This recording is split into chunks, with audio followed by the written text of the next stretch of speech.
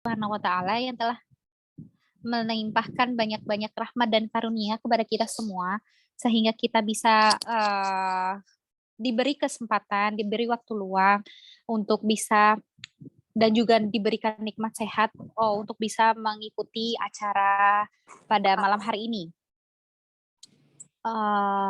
Salawat serta salam tak lupa kita sampaikan kepada Nabi besar Muhammad Shallallahu Alaihi Wasallam yang selalu kita nantikan syafaatnya di yaumil akhir nanti. Pertama-tama mari kita buka acara kita malam hari ini dengan membaca basmalah bersama-sama. Bismillahirrahmanirrahim. Acara yang kedua adalah pembacaan tilawah yang akan disampaikan oleh Mbak Nanda. Kepada Mbak Nanda, saya persilahkan. Assalamualaikum warahmatullahi wabarakatuh. Apakah suara saya sudah terdengar?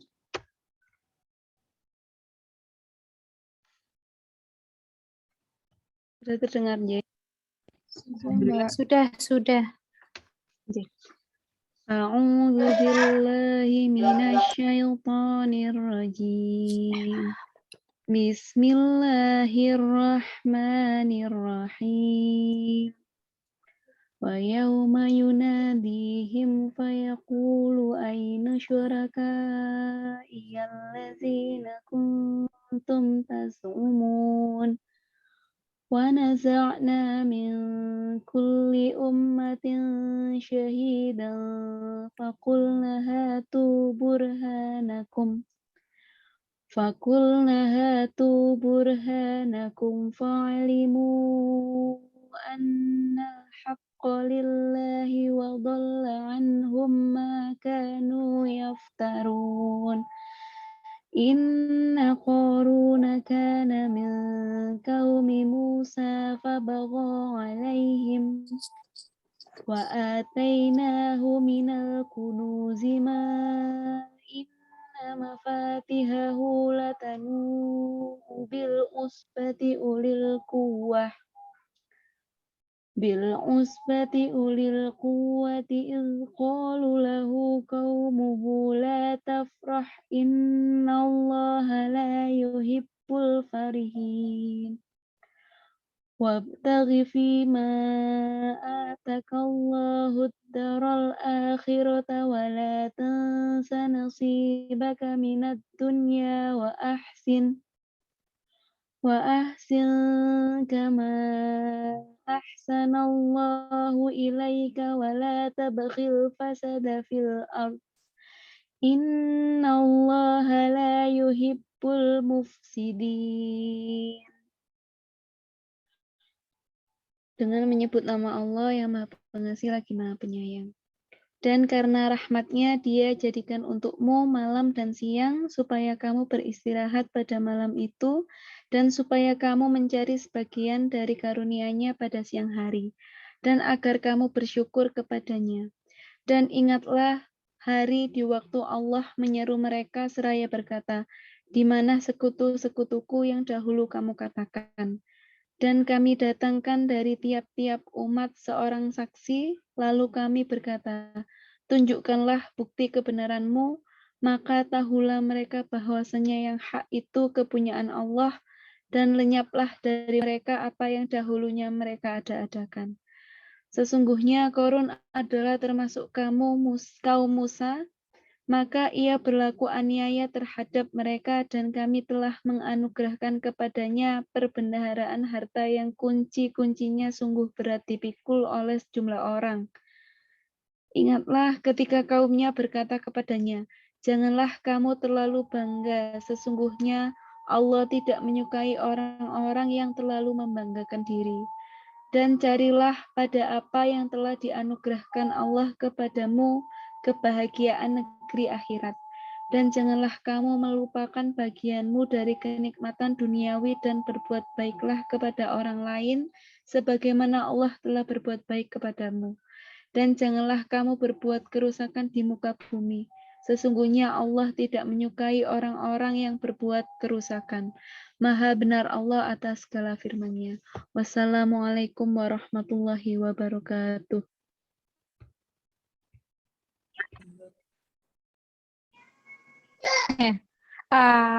Barakallah kepada Mbak Nanda. Terima kasih atas pembacaan tilawahnya. Mari semoga Allah memberkahi acara kita pada malam hari ini. Amin, amin ya rabbal alamin. Acara selanjutnya, Mbak pembicara sudah masuk ya? Oh iya sudah, Mbak Salma sudah Mbak. masuk. Ya. Sebelum kita memulai, sebelum saya serahkan kepada pembicara, saya akan membacakan CV beliau terlebih dahulu.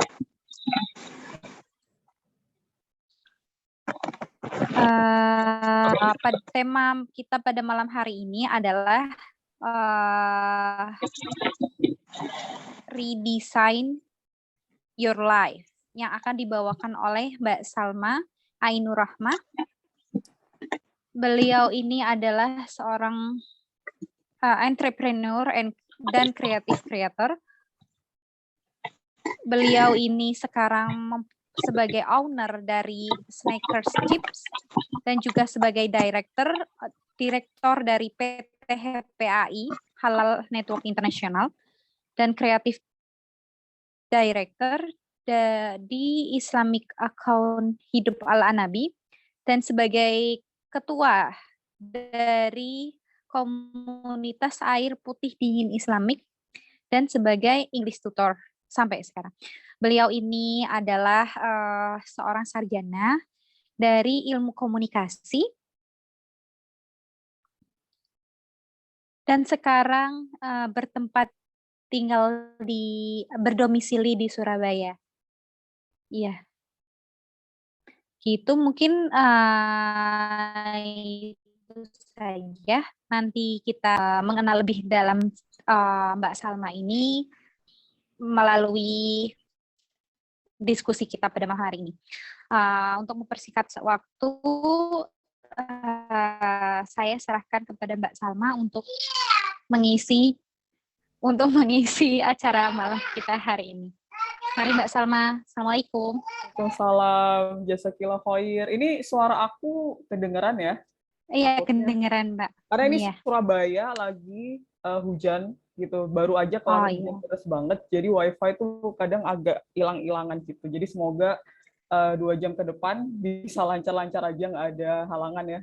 Insya Allah. Makasih Mbak Ashifa untuk waktunya. Assalamualaikum warahmatullahi wabarakatuh semuanya. Waalaikumsalam.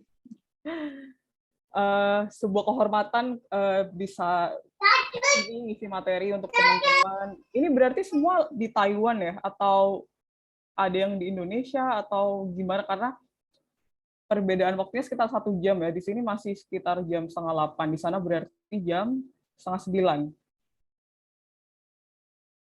Iya Mbak, sudah 8:30 ini. Masya Allah. Jadi insya Allah kayaknya sih kebanyakan dari ini ya, yang teman-teman yang stay di Taiwan, yang mahasiswa Taiwan. Masya Allah. Jadi ini hari Minggu, besok Senin harusnya istirahat karena besok pasti aktivitas. Tapi kita semua ini ya, tholabul ilmi di sini bareng-bareng. Jadi Masya Allah banget, ini kesempatan yang Allah hadirkan untuk kita sama-sama belajar di sini. Jadi Bismillahirrahmanirrahim. Tadi udah dikenalin sama Mbak Ashifa, saya Salma, panggil aja Salma. Kayaknya mungkin ada yang seumuran ya. Saya masih 26 tahun. Jadi masih di umur-umur quarter life crisis gitu ya, kalau anak zaman sekarang bilangnya. Terus ini konsep kita malam ini mungkin diskusi ya gitu. Jadi nanti nggak usah nunggu untuk sesi tanya jawab. Kalau memang nanti di pembahasan materinya kalian pengen, mbak-mbak semua pengen tanya, langsung boleh di chat, atau kalau mau open mic juga boleh, ntar raise hand aja. Karena insya Allah yang Salma sampaikan nanti kebanyakan bukan teori. Jadi kalau bisa siapin catatan gitu ya, siapin bolpen, siapin catatan, jadi nanti biar bisa dimaksimalin gitu output ketika udah selesai materi ini, ada sesuatu yang dibawa pulang gitu. Jadi nyantai aja, boleh open mic, boleh sambil diskusi-diskusi ringan sama Salma juga gitu. PPT-nya dari Mbak Panitia ya yang nge-share atau dari Salma?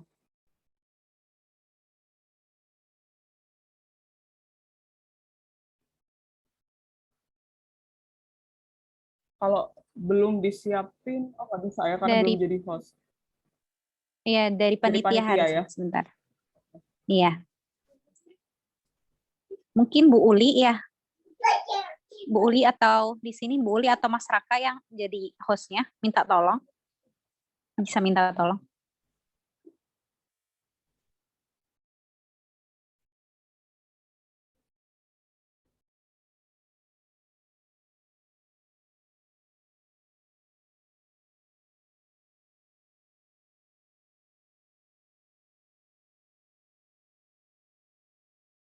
Udah muncul, Mbak. Ini kalau boleh tahu, mungkin teman-teman di kolom chat, rata-rata umurnya berapa ya? Dari umur berapa sampai berapa, biar Salma tahu lagi ngobrol sama seumuran kah, atau di bawah, atau di atas. Oh, hai Mbak Elo, 25. 21. Masya Allah. Baiklah. Jadi kita bahas ini ya, materinya di tentang redesigning your life. Sebenarnya agak lumayan ini ya, lumayan kenapa harus ngedesain hidup kita lagi gitu. Sedangkan mungkin dari teman-teman semua di umur-umur yang segini gitu 25 ke atas, kayaknya harusnya kadang mikirnya udah lumayan telat ya untuk bisa ngedesain hidup kita lagi gitu. Karena kayaknya harusnya dari umur 20-an itu kita udah fix nih gitu, desain hidup kita tuh harus kayak apa sih gitu, goals kita apa, tujuan hidup kita, visi misi dan segala macam kita tuh harusnya udah fix. Tapi ketika fase-fase quarter life crisis itu biasanya kita pasti dihadapkan sama banyak pertanyaan, pertanyaan tentang hidup, pertanyaan tentang apa ya, making decision gitu-gitu. Nah, makanya kenapa ini materinya adalah tentang redesigning your life gitu. Sebelum kita masuk, karena nanti outputnya adalah kita bisa tahu nih tujuan hidup kita apa, visi misi kita apa, setiap dari kita. Tapi untuk ke arah sana, kita bahas ada beberapa tangga yang harus kita laluin. Nah, boleh di next, Mbak. Nah, ini mungkin pertanyaan-pertanyaan di umur-umur 25 ke atas ya, 24 sampai 30-an lah. Kok hidup gini-gini aja gitu, nggak tahu nih tujuan hidup kita apa, hidup kok kayak nggak ada progres ya, nggak tahu mau jadi apa, terus nggak yakin, bahkan mungkin ada teman-teman yang udah jalanin hidupnya ngerasa udah yakin banget, tapi tiba-tiba di tengah jalan rasanya kayak bener nggak ya apa yang aku pilih gitu, bener nggak ya gitu, nggak yakin sama jalan sekarang yang sedang dihadapi gitu. Ini familiar ya, ini kita bicara realitas gitu, bahwa ya udah biasa gitu ketika kita hidup kita dihadapin sama banyak pilihan, kita dihadapin dengan banyak ketidakyakinan dan segala macam gitu. Berangkat dari sini makanya kenapa materi ini ada gitu. Next.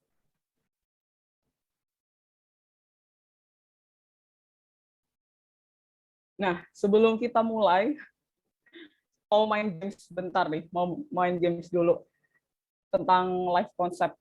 Jadi misal nih ya ceritanya kita lagi ada di terminal bus.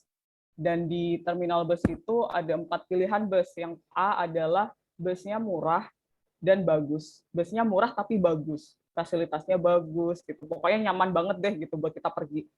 Yang kedua, yang B ada bus murah tapi jelek gitu. Ini ya hal yang biasa ya, kalau kamu mau murah ya biasanya dapatnya jelek gitu, kualitasnya nggak bagus. Itu yang B. Yang C ada yang bus mahal tapi bagus, mahal dan bagus.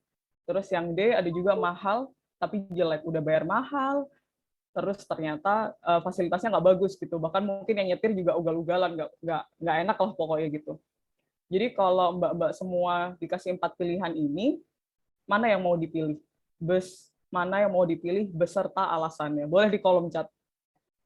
Aku mau lihat pilihan jawaban mbak-mbak semua. Ini nggak ada benar salah ya, ini bukan games benar salah.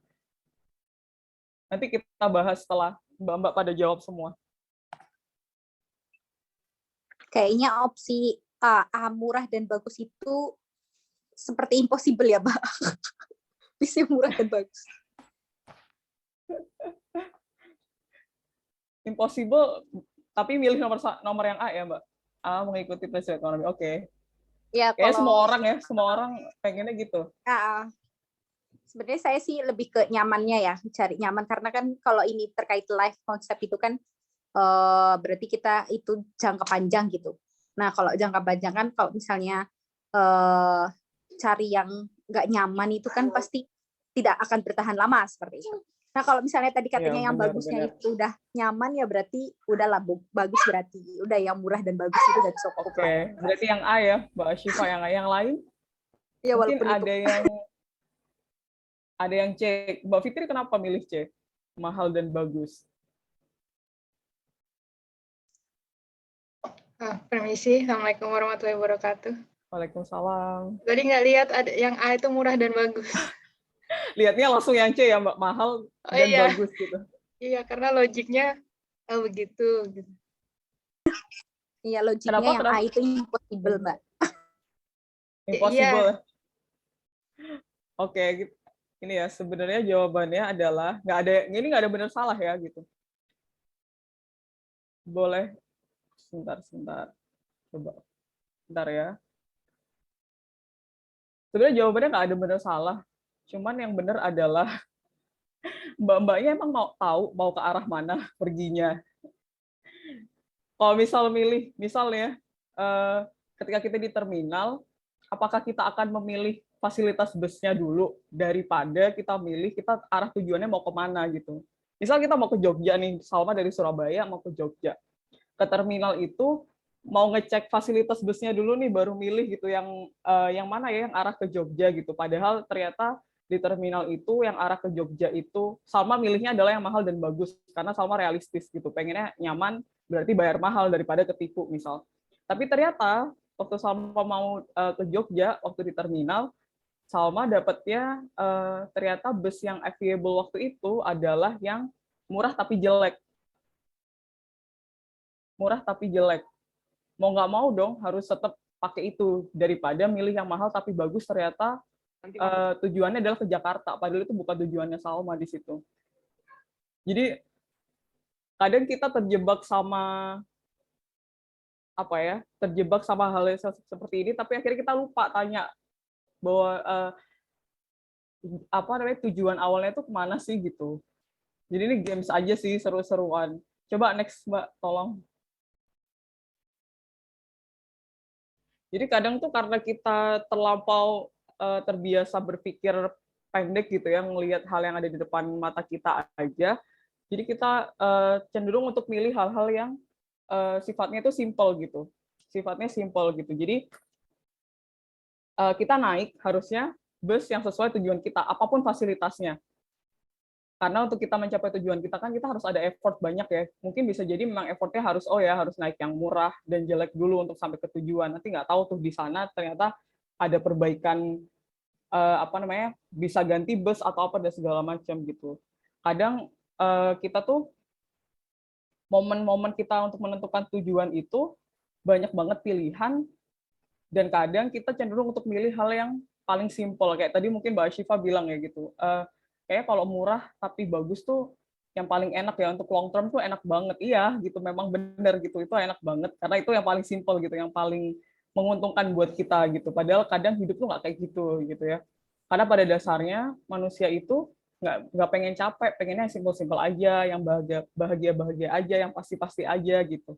Pengennya yang gampang dan praktis gitu. Tapi padahal hidup bahagia itu capek, tapi hidup menderita juga capek. Gimana sih maksudnya ini gitu? Maksudnya adalah ketika kita pengen hidup bahagia, kita pengen punya finansial yang stabil, kita pengen punya karir yang bagus, kita pengen punya keluarga yang harmonis dan segala macam, itu kan butuh effort banyak dan itu capek. Dan itu pasti capek. Tapi hidup menderita itu juga jauh lebih capek.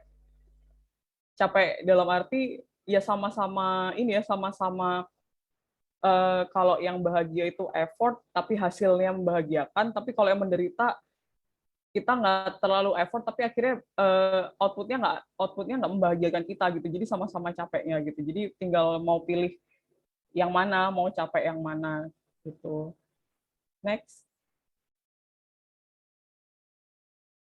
Ini sih biasanya yang salah ya dari ini aku kalau ngeliat dari sistem sekolah kita, kadang tuh kalau misalkan kita kecil kita ditanya cita-cita kita apa sih gitu, mungkin mbak-mbak semua ini nggak boleh di kolom chat mbak, cita-citanya waktu kecil kalau ditanya pengen jadi apa. Kalau Salma dulu pengennya jadi guru.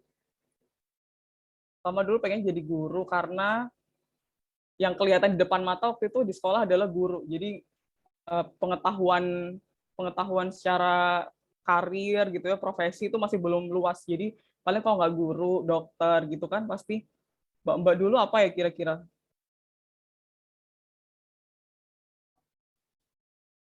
Waktu kecil cita-citanya, oh pada nggak punya cita-cita ya kayaknya. Atau pengen,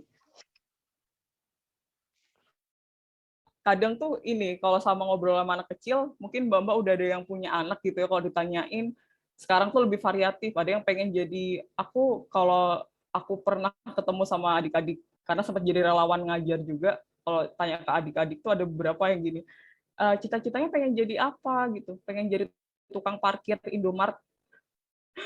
Itu kan kayak, kok jadi tukang parkir Indomaret gitu, karena dia bilang jadi tukang parkir Indomaret enak, bisa apa namanya, bisa ngelihat banyak makanan di dalam Indomaret, terus bisa ngadem di dalam Indomaret karena ada AC-nya, karena dia nggak punya AC di rumahnya gitu gitu. Jadi kayak mind blowing banget ya gitu. Ada loh yang cita-citanya tuh pengen jadi tukang parkir Indomaret karena pengen itu gitu.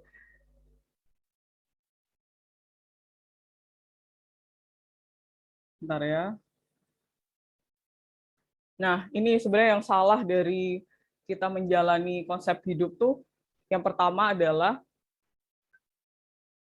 jadi konsep hidup kita itu didikte sama profesi. Jadi karena tadi ya cita-citanya jadi apa gitu, pasti yang disebutin adalah profesi.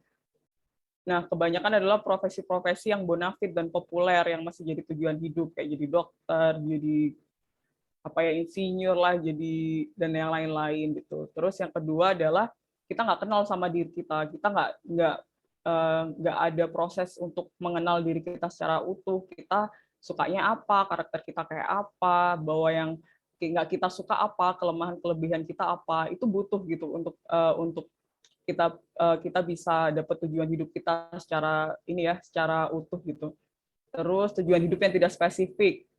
Siapa di sini kalau yang ditanya gini, tujuan hidup kamu apa gitu? Oh, pengen bisa bermanfaat buat orang lain.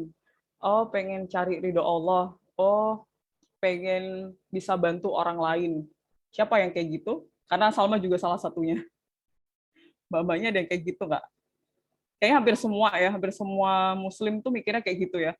Pengen cari ridho Allah, pengen bermanfaat buat orang lain dan segala macam gitu. Boleh, itu nggak ada yang salah, itu masya Allah banget ketika kita punya tujuan hidup yang semulia itu.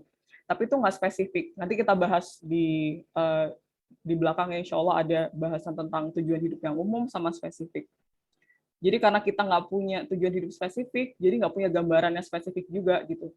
Oke, pengen banget dapat ridho dari Allah, tapi gimana caranya? Nggak tahu kan akhirnya gitu, karena kita nggak spesifik. Terus nggak punya langkah yang jelas untuk mencapai tujuan, itu juga penting. Itu nanti ada bahasan tentang kita bikin life plan, kita bikin kurikulum diri, sampai ke scheduling, itu harusnya ada. Next.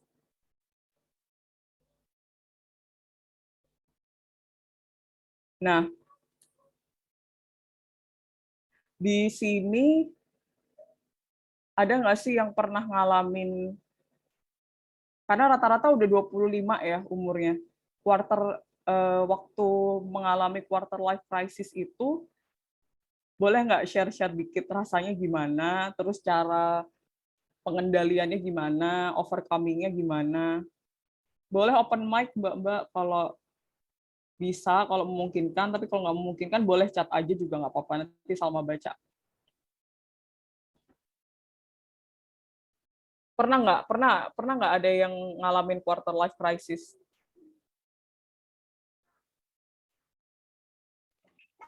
Kalau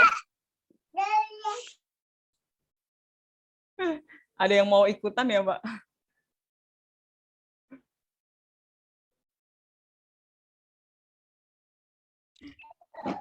ya kalau saya sih sedang mengalami sepertinya, Mbak. Oh gitu. Gimana, Ya, Mbak? posisi Rasanya saya gimana? baru kalau karena saya posisi baru 25 kan. Posisi 25 terus habis itu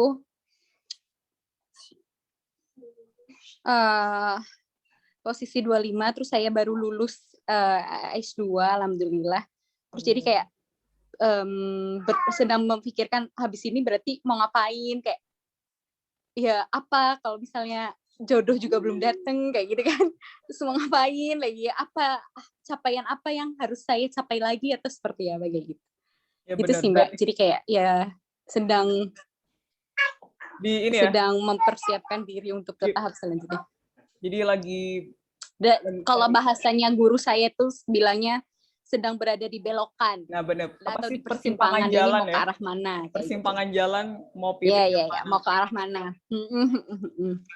Mau ke arah mana? Mau kerja pun mau kerja kemana? Apa mau lanjut PhD? Apa mau balik Indo? Atau mau seperti apa? Kayaknya mungkin dari rata-rata ini dari... saya sekalian mau minta izin. Saya kalian minta izinnya, mungkin ada suara background di belakang saya. Ponaan saya sedang aktif-aktif. Nggak apa-apa, Mbak. Itu ini jadi penyemangat kita hari ini, malam ini. Iya, jadi kayaknya semua ini ya, semua masing-masing dari kita mungkin pernah ngalamin gitu ya, atau yang lagi ngalamin quarter life crisis gitu. Jadi Salma, ini cerita dikit ya, Salma salah satu orang yang awalnya nggak percaya gitu bahwa ada fase-fase seperti itu, karena ngerasa bisalah gitu, cuman gitu doang gitu waktu itu. Tapi ternyata memang waktu ngalamin, oh Masya Allah luar biasa banget ya ternyata rasanya gitu, galaunya, milih pilihan hidup gitu. Benar tadi kata Mbak Asyifa, di persimpangan jalan, nih kalau aku pilih ini, nanti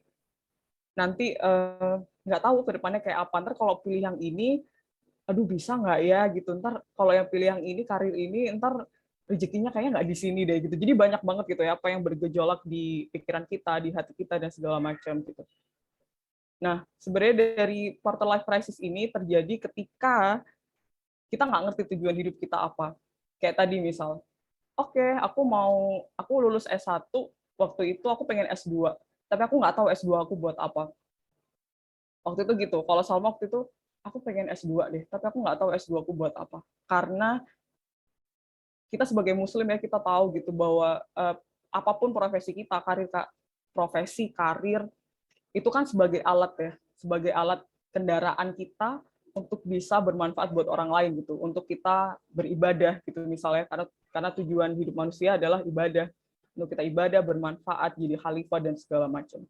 Ketika itu cuma dijadikan profesi gitu, itu jadi prestis profesi aja gitu, tapi kita nggak tahu ketika profesi itu bisa dimanfaatkan untuk hal apa, ya udah kelar gitu.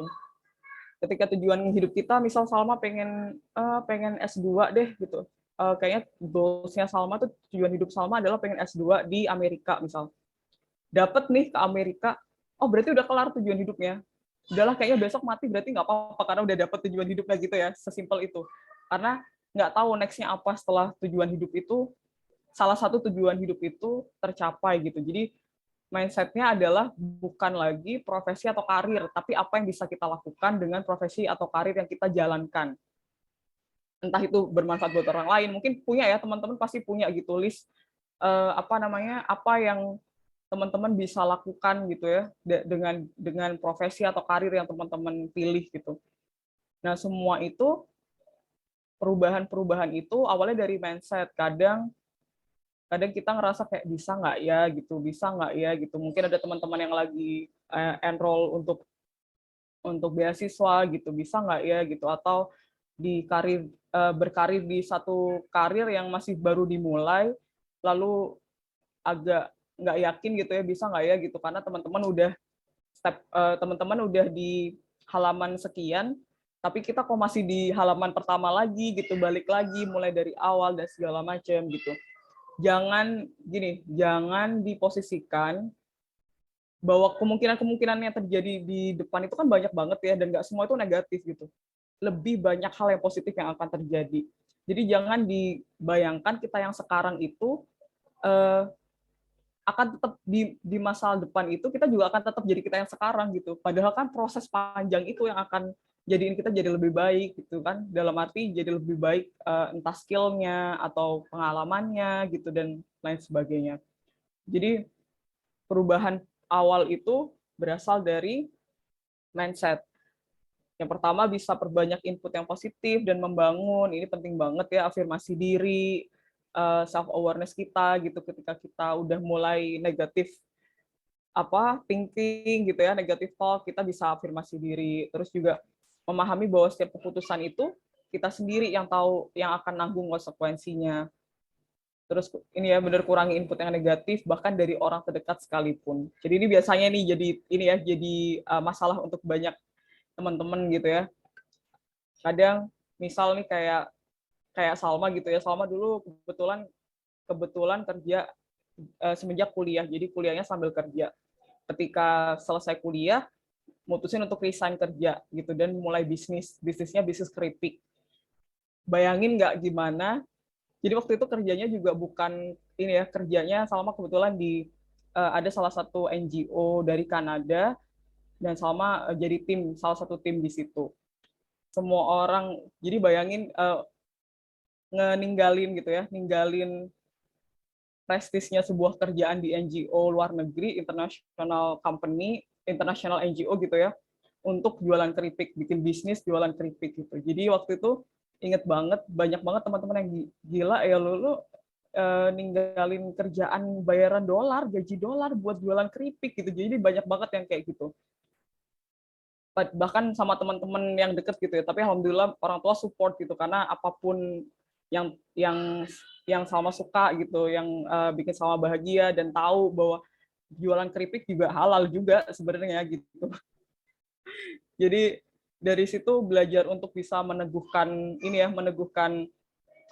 mental kita, meneguhkan niat kita, itu bisa jadi ujiannya itu dari orang-orang terdekat kita. Itu kita harus siap kalau kita mau jadi lebih baik. Next. Nah, sebelum kita ke tujuan, kalau tadi kita udah bicara masalah konsep hidup, yang kedua adalah kita akan ngobrolin masalah discover yourself. Ini akan panjang, jadi teman-teman mungkin ini ya, teman-teman boleh nanti aktif di chat, karena kita akan diskusi di sesi yang discover yourself ini. Jadi dengan mengenali diri itu, kita bisa menentukan peran terbaik kita. Sebelum kita ke tujuan, kita harus kenal diri dulu, karena kalau kalau kita nggak tahu diri kita gitu, kalau kita nggak tahu potensi terbesar kita apa gitu, kekurangan kelebihan kita apa, kita jadi nggak tahu tujuan yang paling maksimal, yang paling efektif gitu ya, maksudnya yang paling paripurna untuk kita gitu, itu apa, itu nggak akan terjadi gitu. Jadi memang harus cari tahu dulu tentang diri kita dulu gitu. Nanti kita ini ya. Next, Mbak. Nah, sebelum kita bahas tentang fungsi mengenali diri, ini ada analogi yang luar biasa yang Salma dapat gitu. Ini Mbak-mbak, boleh ya nanti di kolom chat ya. Kalau misalkan ada adu balap antara kuda sama ikan. Kuda sama ikan gitu. Kalau adu balap yang menang siapa kira-kira? Yang menang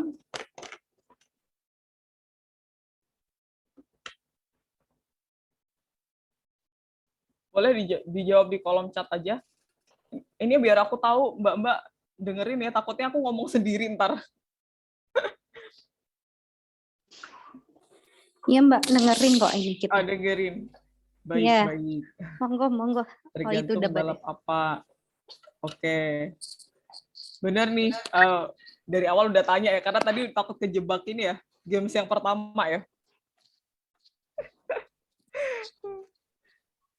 Udah pada belajar, Masya Allah. Bener gitu, tergantung balap apa. Mungkin kalau kita ngelihat secara kasat mata gitu ya, pasti kuda gitu, karena dia larinya kenceng gitu ya. Ya benar, belum tentu dunia air apa darat, benar-benar. Jadi kadang tuh kita lupa bahwa yang terjadi sekarang itu hari ini adalah kita selalu berusaha untuk ini apa ya, tujuan hidup kita, apa yang kita lakukan itu kita selalu compare sama orang lain. Misal nih ya, misal apalagi dunia sosial media ya, kita ngelihat seliweran tiap hari teman-teman kita gitu, udah ada yang di mana, udah ada yang jadi direktur lah, ada yang jadi manajer, ada yang segala macam gitu. Kadang kita akhirnya ngeliat diri kita tuh sebagai orang yang kok gue masih gini-gini aja gitu kan. Padahal arena tandingnya beda gitu. Misal Salma ngelihat temen Salma yang dia jadi apa ya, jadi direktur di sebuah company gitu. Padahal Salma nggak mau juga sih kalau kerja jadi karyawan gitu ya, walaupun direktur pun juga tetap karyawan kan. Ya nggak bisa di-compare gitu. Harusnya Salma compare-nya ya sama sesama pebisnis misal kayak gitu ya. Jadi kita nggak bisa tuh compare diri kita ketika arena mainnya itu beda gitu. Arena apa ya? Arena passionnya, bakatnya gitu, dan mungkin kerjaannya beda tuh nggak bisa gitu. Kadang kita terjebak di situ. Terus, nah untuk discover mengenali diri kita ini itu butuh proses yang panjang. Biasanya nggak mungkin cuman 1 kali 2 kali, apalagi cuma satu materi ini doang yang nggak sampai 2 jam gitu ya, itu nggak bisa gitu. Jadi mengenali diri sendiri itu, discover self itu bisa bulanan, bisa tahunan gitu. Salma sendiri ngalaminnya juga tahunan, hampir 2 tahun sampai akhirnya bisa nemuin ultimate goals yang apa ya, jadi pegangan, bukan pegangan hidup sih, jadi tujuan hidup Salma itu apa gitu.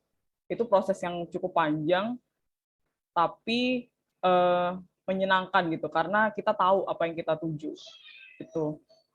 Nah, nanti kita bahas tentang ultimate goal-nya setelah kita ini ya, discover self dulu. Nah, fungsi dari mengenali diri ini apa aja gitu. Nanti kita bahas tentang passion, bakat, minat. Jadi apa yang kita bisa, bidang apa yang kita minati, terus juga dari situ, dari passion, dari bidang yang kita minati, dari bakat yang kita punya, jadi kita bisa nih nentuin aktivitas yang jadi sumber aktualisasi diri, sumber penghasilan, juga bisa jadi mood booster atau hobi. Ntar ada mungkin sering ya dengar tentang passion tuh kayak you have to follow your passion gitu, kerjanya harusnya sesuai passion, kalau gitu ntar stres gitu. Tapi ada juga orang-orang, mungkin orang-orang tua gitu ya, orang-orang yang umurnya udah sepuh gitu, ya apaan sih passion gitu, yang penting dapat duit gitu. Jadi mungkin kalau orang-orang tua kita pengennya kita jadi PNS gitu atau jadi karyawan gitu, ada dana pensiun dan segala macam gitu, dan juga punya koridor yang jelas, jadi nggak asal-asalan. Next. Nah, tentang passion, bakat, dan minat, ini yang jarang diketahui bahwa semua passion itu pasti sesuai minat. Jadi passion, sebelum ke sini aku mau tanya deh, passion tuh menurut mbak-mbak semua apa ya? Boleh ditulis di chat, atau boleh open mic juga kalau mau, nggak apa-apa. Kita ngobrol santai di hari Minggu malam. Menurut mbak-mbak, passion itu apa?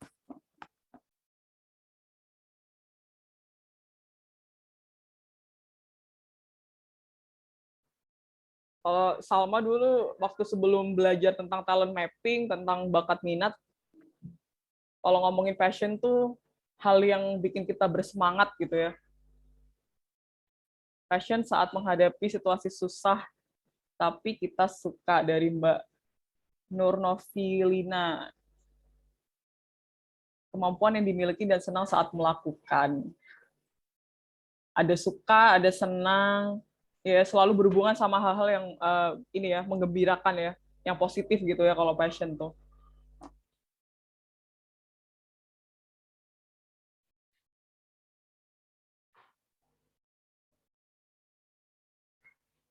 Biasanya kalau semangat melakukan sesuatu yang disukai.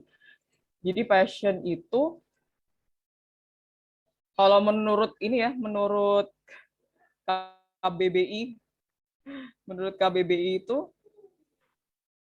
passion itu adalah aktivitas yang kita minati, kita senangi, dan membuat kita bergairah dan bersemangat ketika dilakukan atau dibahas. Jadi misal kalau Salma tuh suka sama dunia lukis gitu ya. Jadi kalau udah ketemu di toko buku, ketemu rak yang cat gitu ya, atau kayak kanvas gitu, atau kuas gitu, kayak udah happy banget tuh, udah berbinar-binar banget, udah pengen beli semuanya gitu. Tapi kalau misalkan diarahin ke rak yang make up apa segala macam, karena nggak suka, jadi ya udah biasa aja dilewatin gitu. Jadi kayak hal-hal kayak gitu tuh menandakan bahwa itu passion kita. Tapi nanti passionnya ada hubungannya sama bakat sama minat ya. Semua passion itu pasti sesuai minat, tapi tidak semua passion itu sesuai bakat. Kalau minat itu kan hubungannya sama apa yang kita suka, apa yang kita minati saat itu, dan itu bisa berubah-ubah.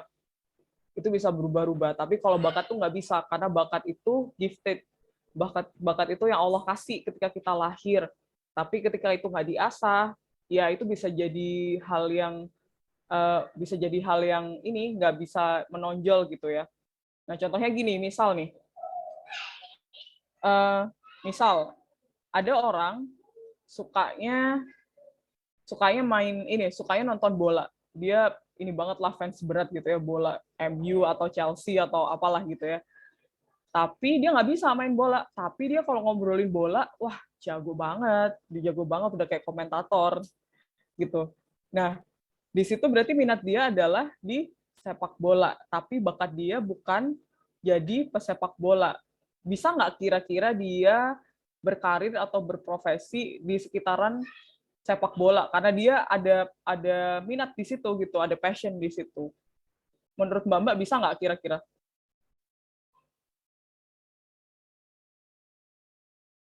Kira-kira jadi apa? Kalau dia tapi nggak ada bakat jadi pesepak bola, cuman dia passion dan sangat-sangat minat ngobrolin masalah bola. Nah, benar, bisa jadi komentator bola, bisa jadi penulis gitu ya, penulis di kolom-kolom sepak bola. Biasanya kan di koran-koran ada tuh, atau di tabloid gitu ya.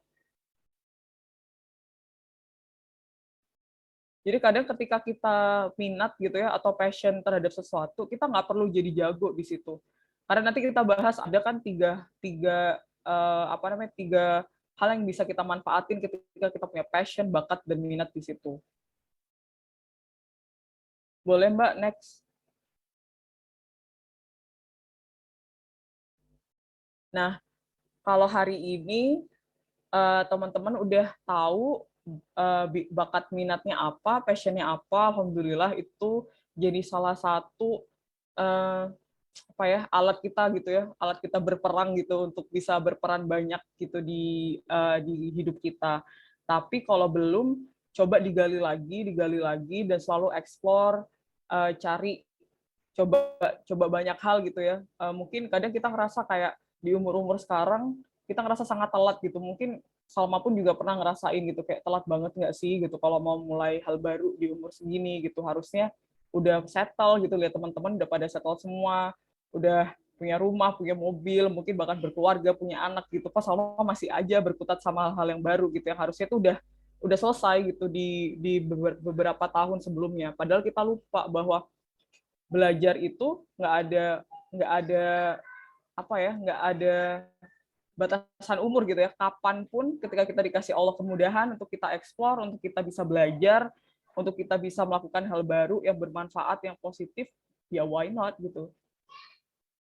Jadi kalau teman-teman saat ini masih belum bisa menemukan itu dan mungkin masih dalam proses, ada 3 cara untuk mengenali diri sendiri. Yang pertama, menggali dari diri sendiri gitu. Jadi sering sering merenung gitu ya, sering coba banyak hal, sering self talk juga gitu, dan bisa di asesi gitu ya, di assessment sendiri gitu. Misal, oh aku lagi mau coba ini, ternyata journaling gitu loh. Jadi misal kayak Salma gitu ya. Salma tipikal orang yang punya banyak banget hobi gitu, dari ngelukis, dari musik, dari fotografi, videografi, kan banyak banget tuh.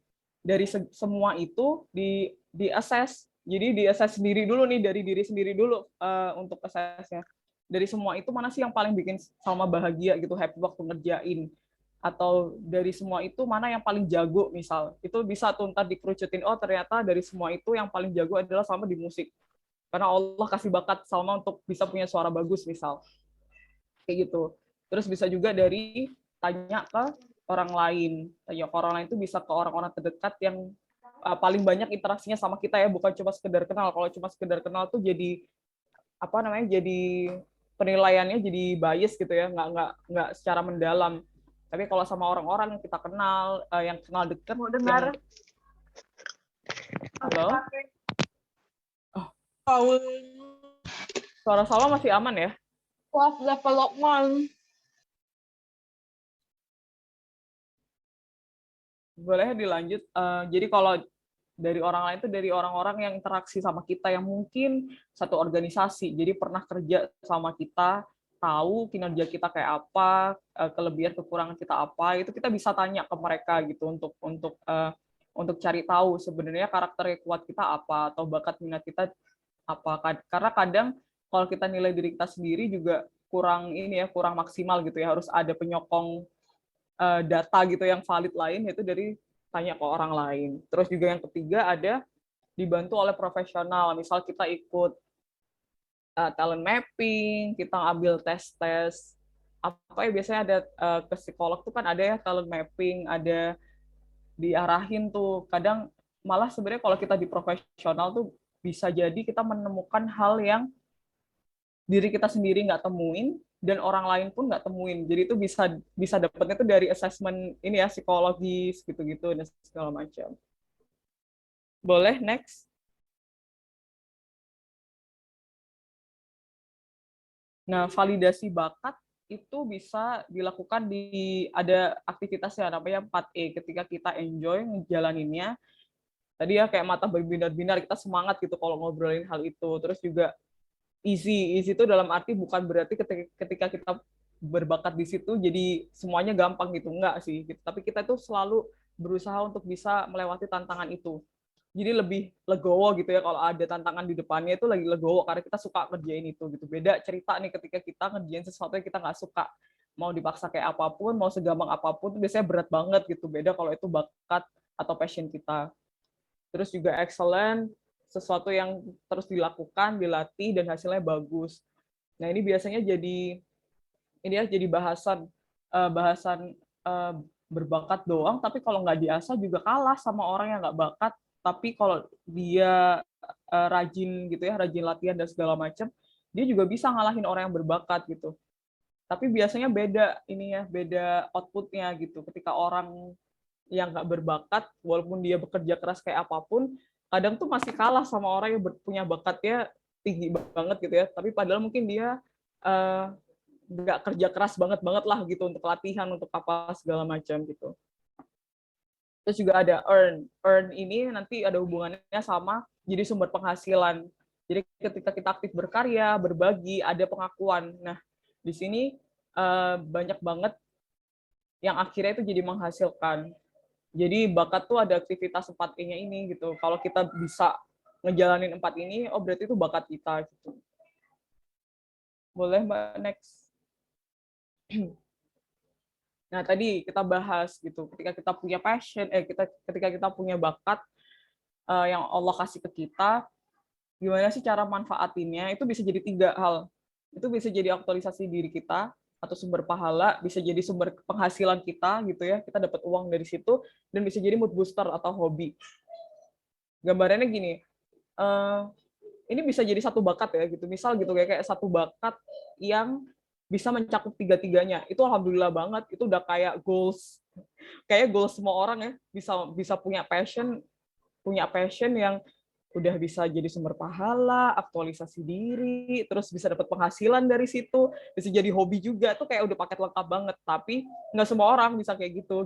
Jadi ada yang dia punya banyak passion, dan satu passion dia yang pertama lebih untuk aktualisasi diri gitu. Misal kayak jadi relawan. Ada teman-teman yang memang mereka tuh passionnya adalah ngajar, tapi dia bukan pengajar yang harus sertifikasi gitu ya, harus sekolah di pendidikan dan segala macam, tapi dia suka ngajar gitu, apa yang dia punya sharing. Kayak Salma sekarang, Salma juga bukan praktisi talent mapping gitu ya, bukan praktisi istilahnya kayak self development dan apa, tapi sama concern masalah itu karena suka ngobrolin itu gitu sama teman-teman awalnya, sampai akhirnya sering ngobrolin sama banyak orang gitu, sampai akhirnya sering ngisi materi dan segala macam gitu. Itu bukan jadi sumber penghasilan, tapi itu aktualisasi diri bahwa ketika Salma ngelakuin passion Salma yang ini, ada perasaan bahagia gitu, ada perasaan ngerasa bermanfaat, bisa berbagi sama banyak orang, dan insya Allah bisa jadi sumber pahala gitu ya. Tapi ada juga passion yang dia bisa jadi sumber penghasilan aja gitu. Misal Salma juga sih, Salma suka bahasa Inggris dari SMA, dan dari SMA itu akhirnya digali, dan itu bisa jadi sumber penghasilan bahkan sampai sekarang ini. Berarti udah berapa tahun nih gitu ngajar bahasa Inggris. Terus juga selain ngajar bahasa Inggris juga sering kerjanya juga waktu itu sebelum resign kerja mulai bisnis kan, kerjanya memang 80% sama bule-bule, jadi mau nggak mau bahasa Inggrisnya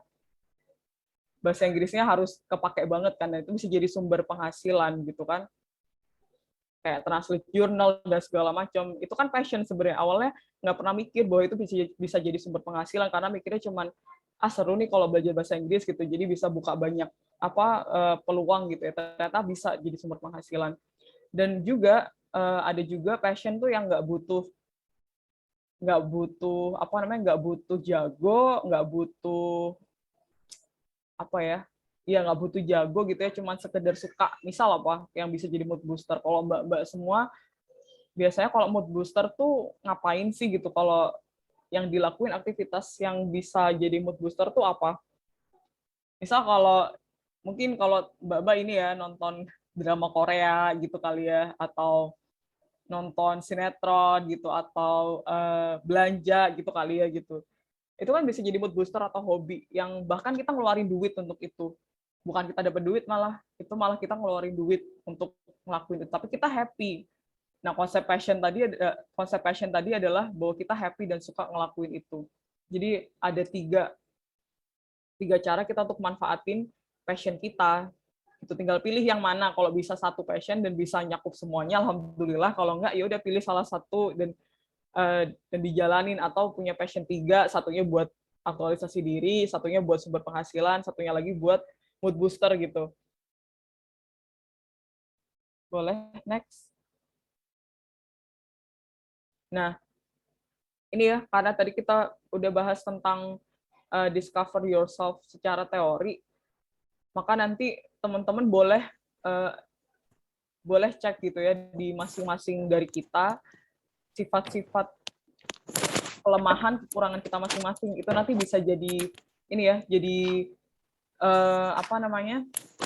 jadi kita tahu gitu bakat kita tuh ke arah mana. Misal nih, kalau kita bahas tentang deficit approach tuh di sifat, mungkin ada sifat yang nggak tegaan, kita nggak suka konflik, kita tuh lembek gitu ya sama orang, terus nggak teliti, nggak teratur, nggak punya empati, terus kita nggak punya mimpi yang tinggi atau nggak visioner gitu ya mungkin orangnya. Tapi pasti ketika kita ada kelemahan, nggak mungkin Allah nggak kasih kelebihan. Itu udah janjinya Allah ya gitu. Itu udah ini ya, selalu berdampingan gitu. Ketika kita dikasih kelebihan, pasti juga dikasih kekurangan. Tapi kelebihannya juga ada nih gitu. Yang suka memajukan orang lain, senang jelasin, senang analisa, melayani gitu, senang servis orang gitu ya, pembelajar, dan senang merancang strategi. Nah, dari deficit approach ini sama strength approach ini, akhirnya bisa tahu bakat kita tuh apa gitu. Boleh next Mbak, ada contohnya di slide selanjutnya. Nah, kayak gini. Kita bisa ngelis semua bakat kita, apapun itu gitu ya. Itu kan buat diri kita ya. Jadi nggak usah malu-malu, jujur aja gitu.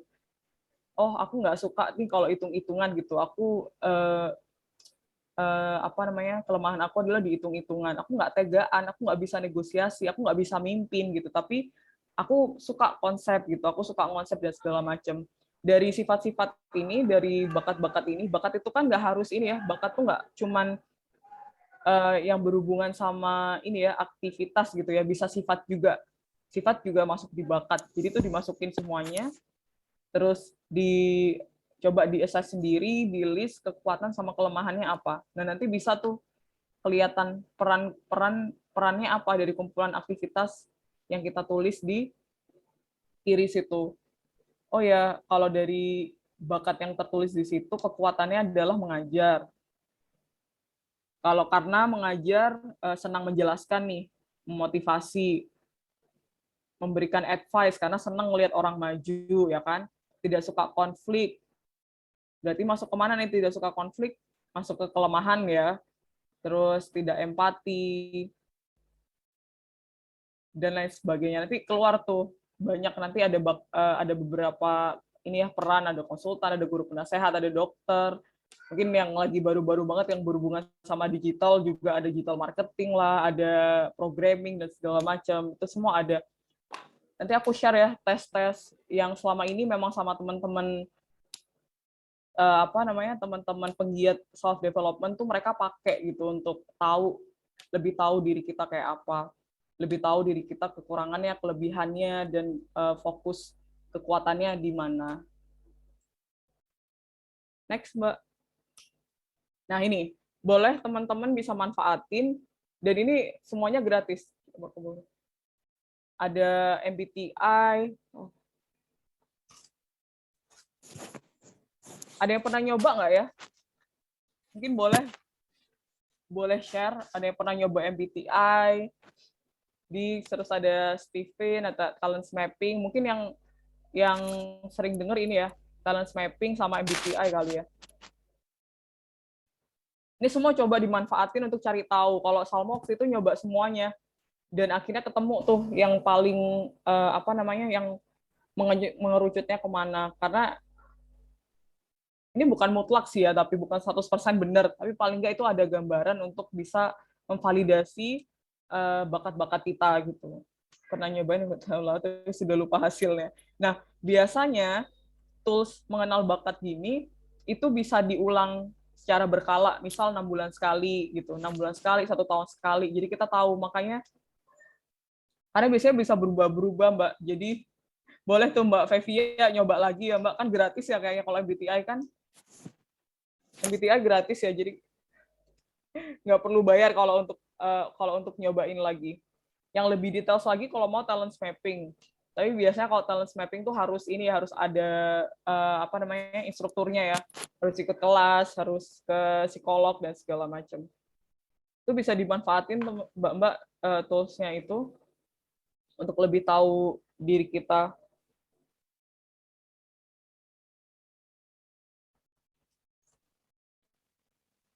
Nah, jadi gini, kalau tadi kita belajar tentang bakat, nanti jadi bakat itu jadi ini ya, alat kita untuk bisa milih peran terbaik buat kita. Nah, analoginya itu sebenarnya kayak sendok ini. Sebenarnya sendok tuh apa sih gitu? Sendok itu kan alat yang digunakan sebagai pengganti tangan dalam mengambil sesuatu gitu. Bentuknya macam-macam, ada yang bulat, ada yang cekung, ada yang buat sup, ada yang buat nasi gitu, bahkan ada yang buat ngambil sayur dan segala macam. Itu kan sendok gitu. Tapi sendok itu kan macam-macam ya. Mungkin Mbak-mbak kalau pernah ngelihat konsep apa sih itu namanya sekrup ya? Apa sih yang buat semen itu kan juga kayak sendok tuh. Ngambil kan? Ngambil sesuatu juga kan gitu. Nah, dari situ aja udah kelihatan gitu bahwa ya sendok tuh kalau kita bilang sendok ya macamnya banyak dan perannya juga banyak. Sama halnya sama kita manusia diciptain sama Allah juga gitu. Kita diciptain sama Allah pasti unik gitu. Ada kelebihan kekurangannya masing-masing, nggak ada yang bisa nyamain. Dan tugas kita adalah kita cari tahu peran terbaik kita apa gitu, kelebihan kekurangan kita apa, sampai akhirnya kita nanti tahu cara kita berperan itu adalah cara yang terbaik yang kita bisa nanti sampai ke ultimate goal kita kayak gitu. Jadi analoginya kayak gitu. Jadi jangan disamain karena beda, nggak bisa sama gitu. Peran kita tuh masing-masing kayak gitu. Dan setiap peran itu pasti berharga gitu. Maksudnya kayak Allah tuh nggak mungkin nurunin sesuatu tanpa ada ini ya, tanpa ada tugasnya gitu, tanpa ada perannya gitu ya.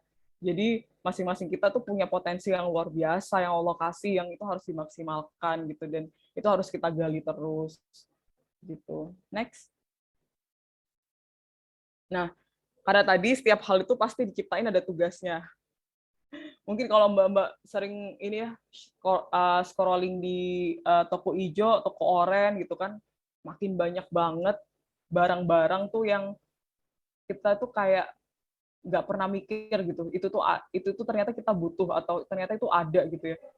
Tahu nggak sih Mbak barang-barang apa ya, kayak barang-barang Cina yang ya Allah cuma sekedar klip apa ya, misal kayak biasanya kita kalau makan keripik, buka makanan apa kan bisa dikaretin tuh. Dia punya tuh ada klip-klip apa sih, kayak klip penutup snacknya gitu biar nggak melempem ya, kata orang Jawa, biar tetap renyah gitu ya. Itu tuh nggak pernah mikir sampai ke arah sana, tapi ternyata diciptain karena ada tugasnya. Oh bisa ya gantiin tugas karet gitu misal. Itu banyak hal yang kayak gitu. Nah sama pun sama kita gitu. Ketika kita diciptakan sama Allah, pasti kita juga ada tugasnya gitu, ada alasannya gitu ya. Nah alasan diciptakan itu disebut tujuan. Nah kita ini mau bahas di ini ya, akhirnya di goals akhirnya kita mau bahas tentang tujuan. Next. Define your life goal.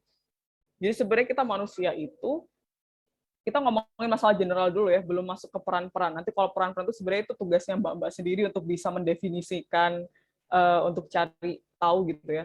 Jadi sebenarnya secara garis besar kita manusia itu diciptakan untuk apa sih? Boleh nggak Mbak untuk di kolom chat tugasnya apa aja? Kita sebagai manusia itu tugasnya apa aja?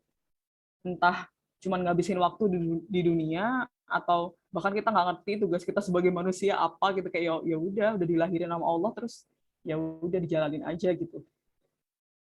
Boleh di kolom chat atau open mic juga boleh. Aku nggak dengar suara-suara yang lain selain Mbak Ashifa.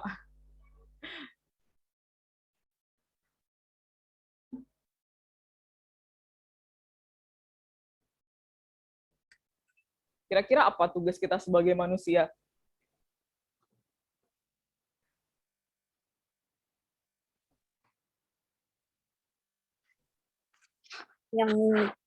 Yang default itu kan kita jadi ini ya, tugasnya itu beribadah ya, default beribadah kepada Allah. Ya. Iya, itu default.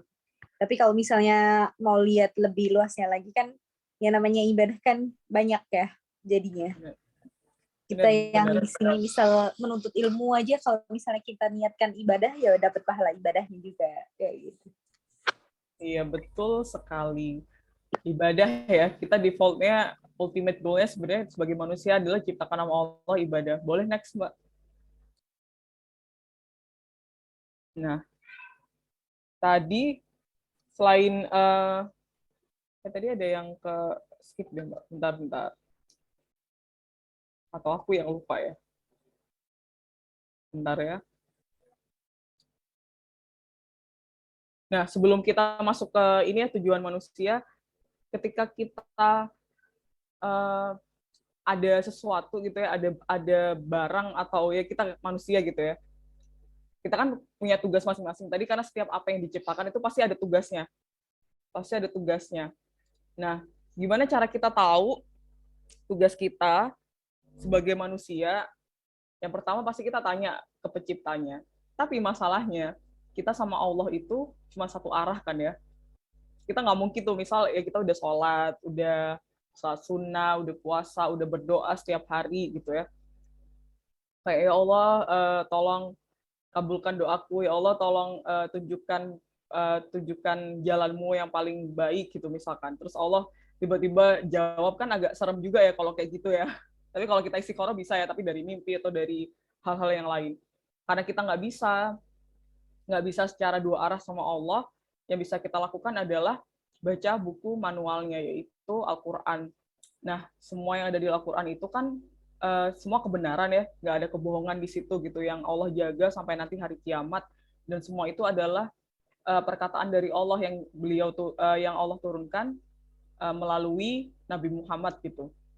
Ya udah tugasnya adalah kita harus istilahnya kayak hatam gitu ya. Secara hatam tuh bukan cuma kita baca Arabnya aja. Hatam tuh berarti kita benar-benar belajar setiap babnya, setiap ayatnya gitu ya, sebagai jadi kita biar tahu tugas kita tuh sebagai manusia apa dan gimana cara kita ngejalaninnya. Itu semua ada di Al-Quran. Dan Al-Quran itu kan bukan ini ya, mungkin kalau kitab-kitab yang lain itu mereka ikutin zaman gitu ya, makanya ada pembaharuan segala macam. Tapi Al-Quran kan nggak ada kayak gitu. Segala zaman Al-Quran emang didesain sama Allah, dia akan selalu relevan di segala zaman, di segala waktu gitu ya.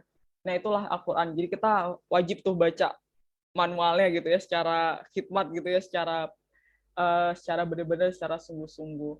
Terus juga yang ketiga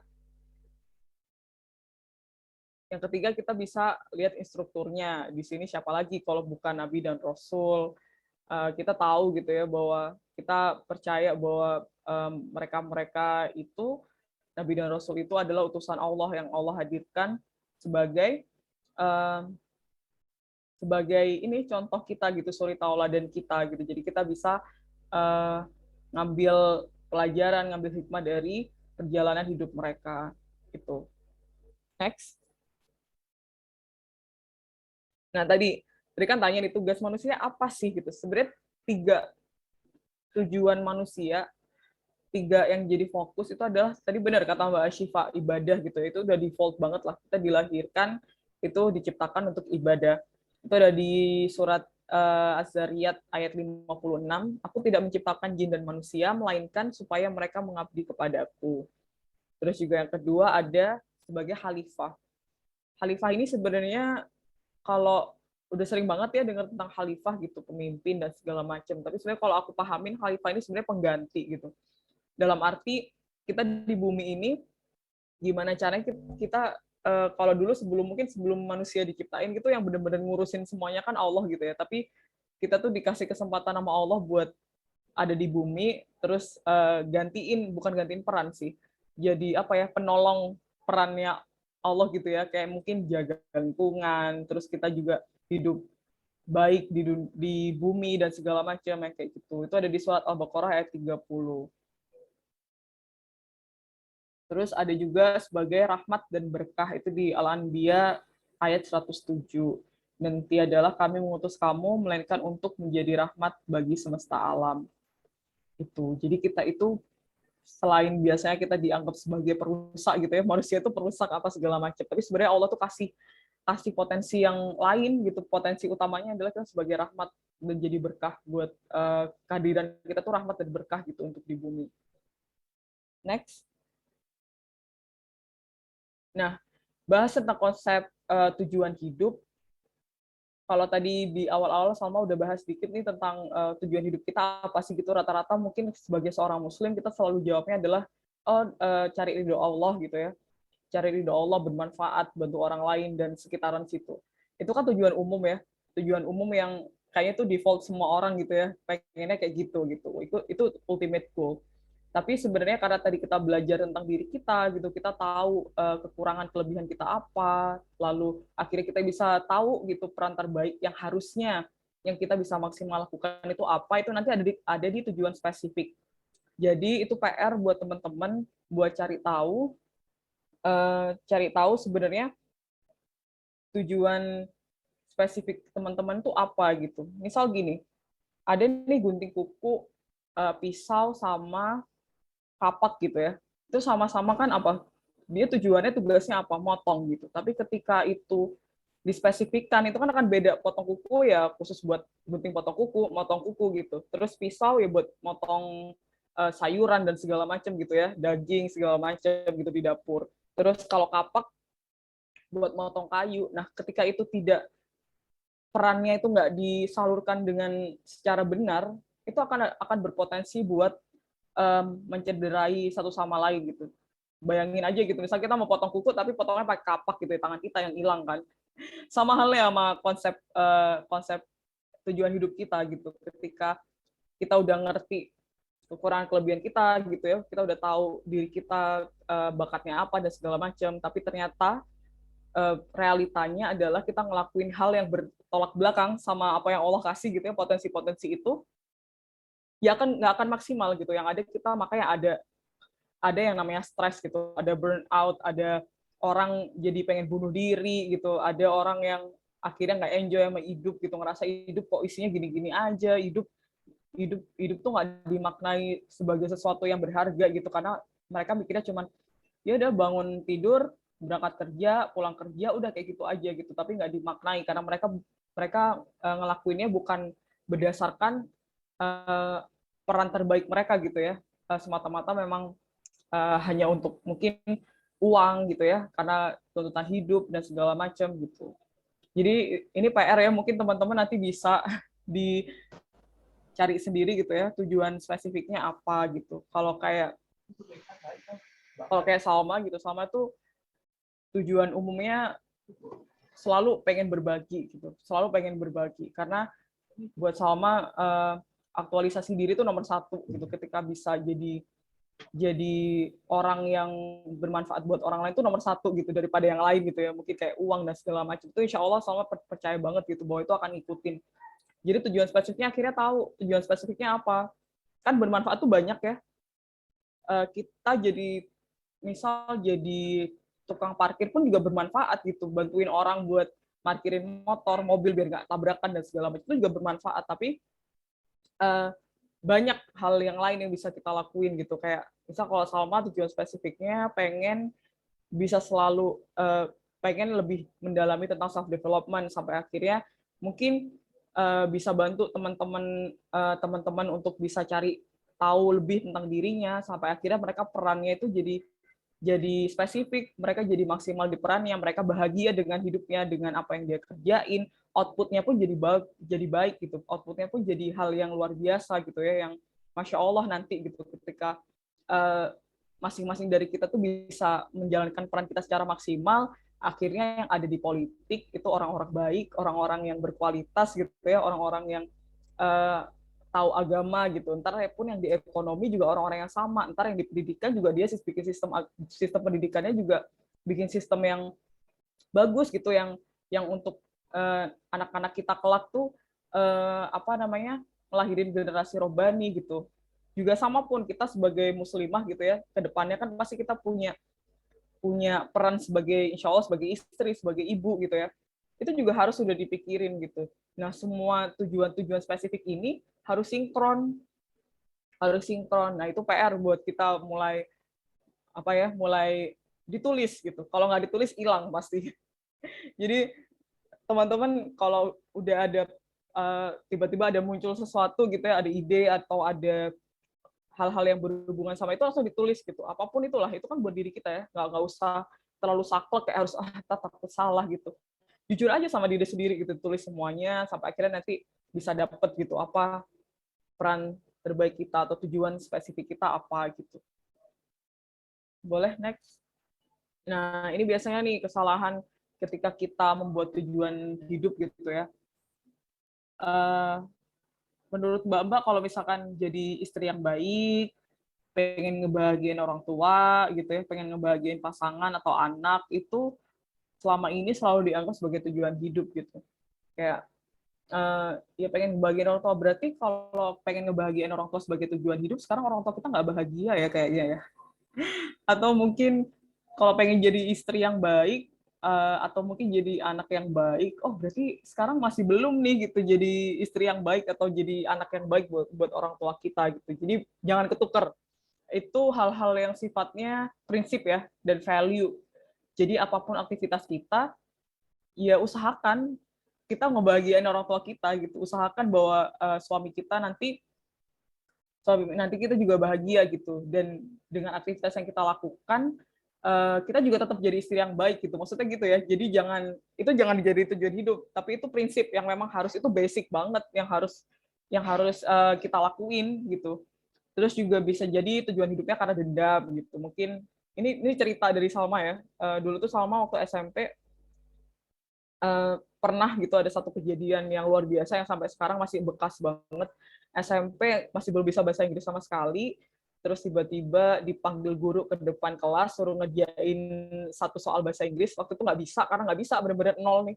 Aku tuh bahasa Inggrisnya dulu minus deh kayaknya, sampai separah itu gitu. Dan di depan kelas, waktu nggak bisa ngerjain, di depan kelas tuh bener-bener diomelin gitu ya, di depan banyak teman-teman gitu ya. Bayangin ya, seorang anak SMP nggak bisa malah diomelin gitu ya, dibully di depan teman-teman, itu kan kayak harga diri hilang banget ya gitu. Dari situ akhirnya karena saking keselnya banget kayak lihat aja ya, ntar kalau aku bisa, lihat aja gitu. Jadi sempat ada apa namanya, ada momen-momen di mana itu ada perasaan pengen pembuktian gitu, dendam dan segala macam gitu. Sampai akhirnya memang sekarang kayak alhamdulillah gitu dikasih kemudahan Allah untuk bisa belajar bahasa Inggris gitu, bisa mudah untuk bisa nyerap ilmunya segala macam.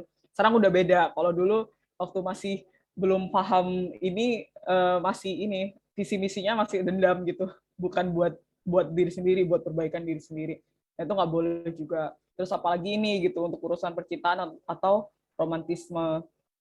Jadi pengennya punya tujuan hidup ini biar bisa bersama gitu ya, atau nikah sama dia gitu. Jangan sampai kayak gitu, karena kita nggak pernah tahu orang-orang di sekitar kita tuh bisa terus sama kita atau enggak gitu ya. Maksudnya kita tuh harus realistis gitu, bahwa ya umur nggak ada yang tahu, jodoh juga nggak ada yang tahu gitu. Ketika kita emang nggak jodoh sama dia, terus kita udah terlanjur punya tujuan hidup itu, ternyata bisa aja itu hilang gitu aja karena orangnya juga hilang gitu ya. Jangan sampai kayak gitu. Terus juga apresiasi dan komentar orang lain, terus juga kepuasan diri sendiri. Nah, ini sih yang harus digarisbawahi. Kadang hari ini tuh banyak banget kita terjebak sama konsep-konsep hidup individualis ya gitu. Kita gimana caranya nih kita memperkaya diri gitu, gimana caranya nih kita bisa jadi pintar buat diri sendiri gitu.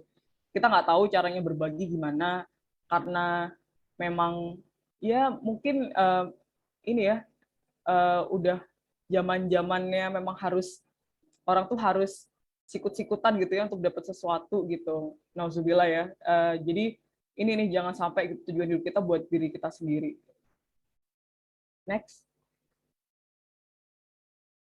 Nah, sebenarnya ada hal yang paling gampang buat kita bisa nentuin tujuan hidup kita di dunia ini gitu ya. Mungkin dari kita masing-masing juga, kita tuh selalu punya masalah gitu ya.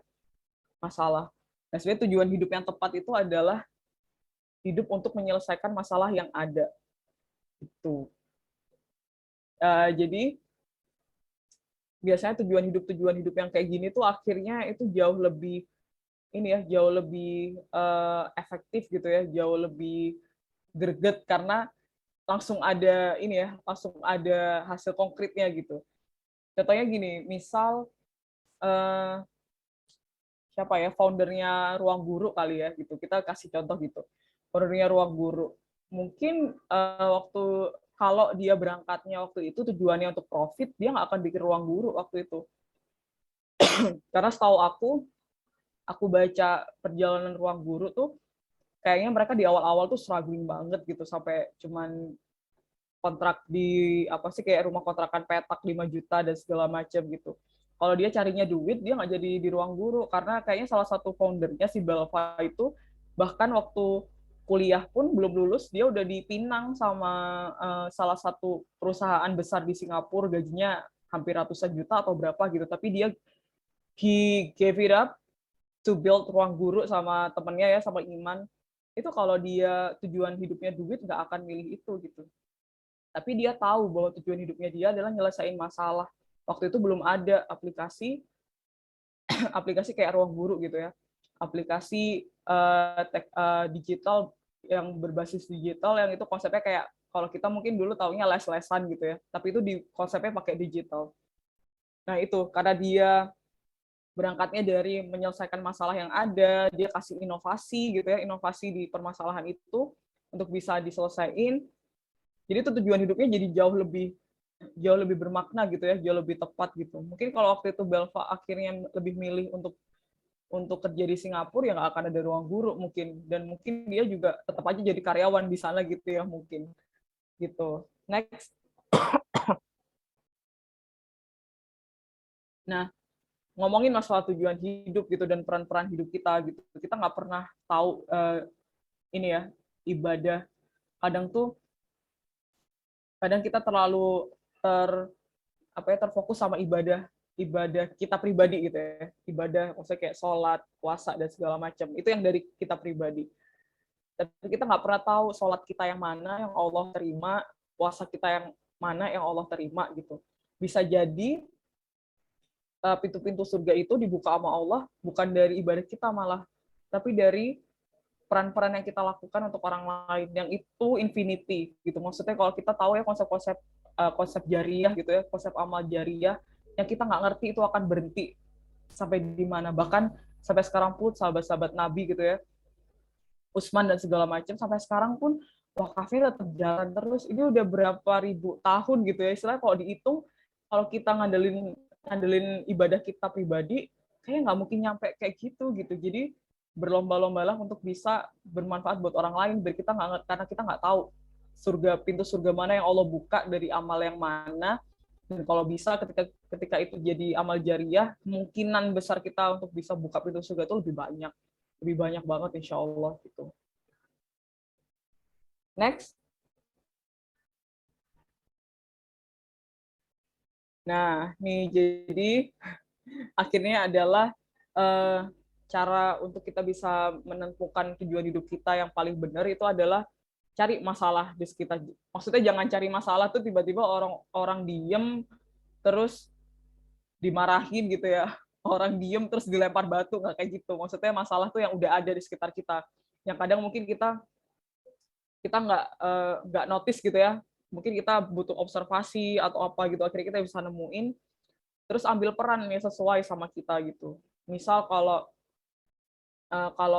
apa namanya, kalau Salma gitu ya, kenapa akhirnya Salma mutusin untuk buka bisnis gitu daripada kerja gitu ya di NGO, padahal kalau mikirnya kalau NGO itu juga sosial juga loh Sal, bagus juga loh Sal gitu.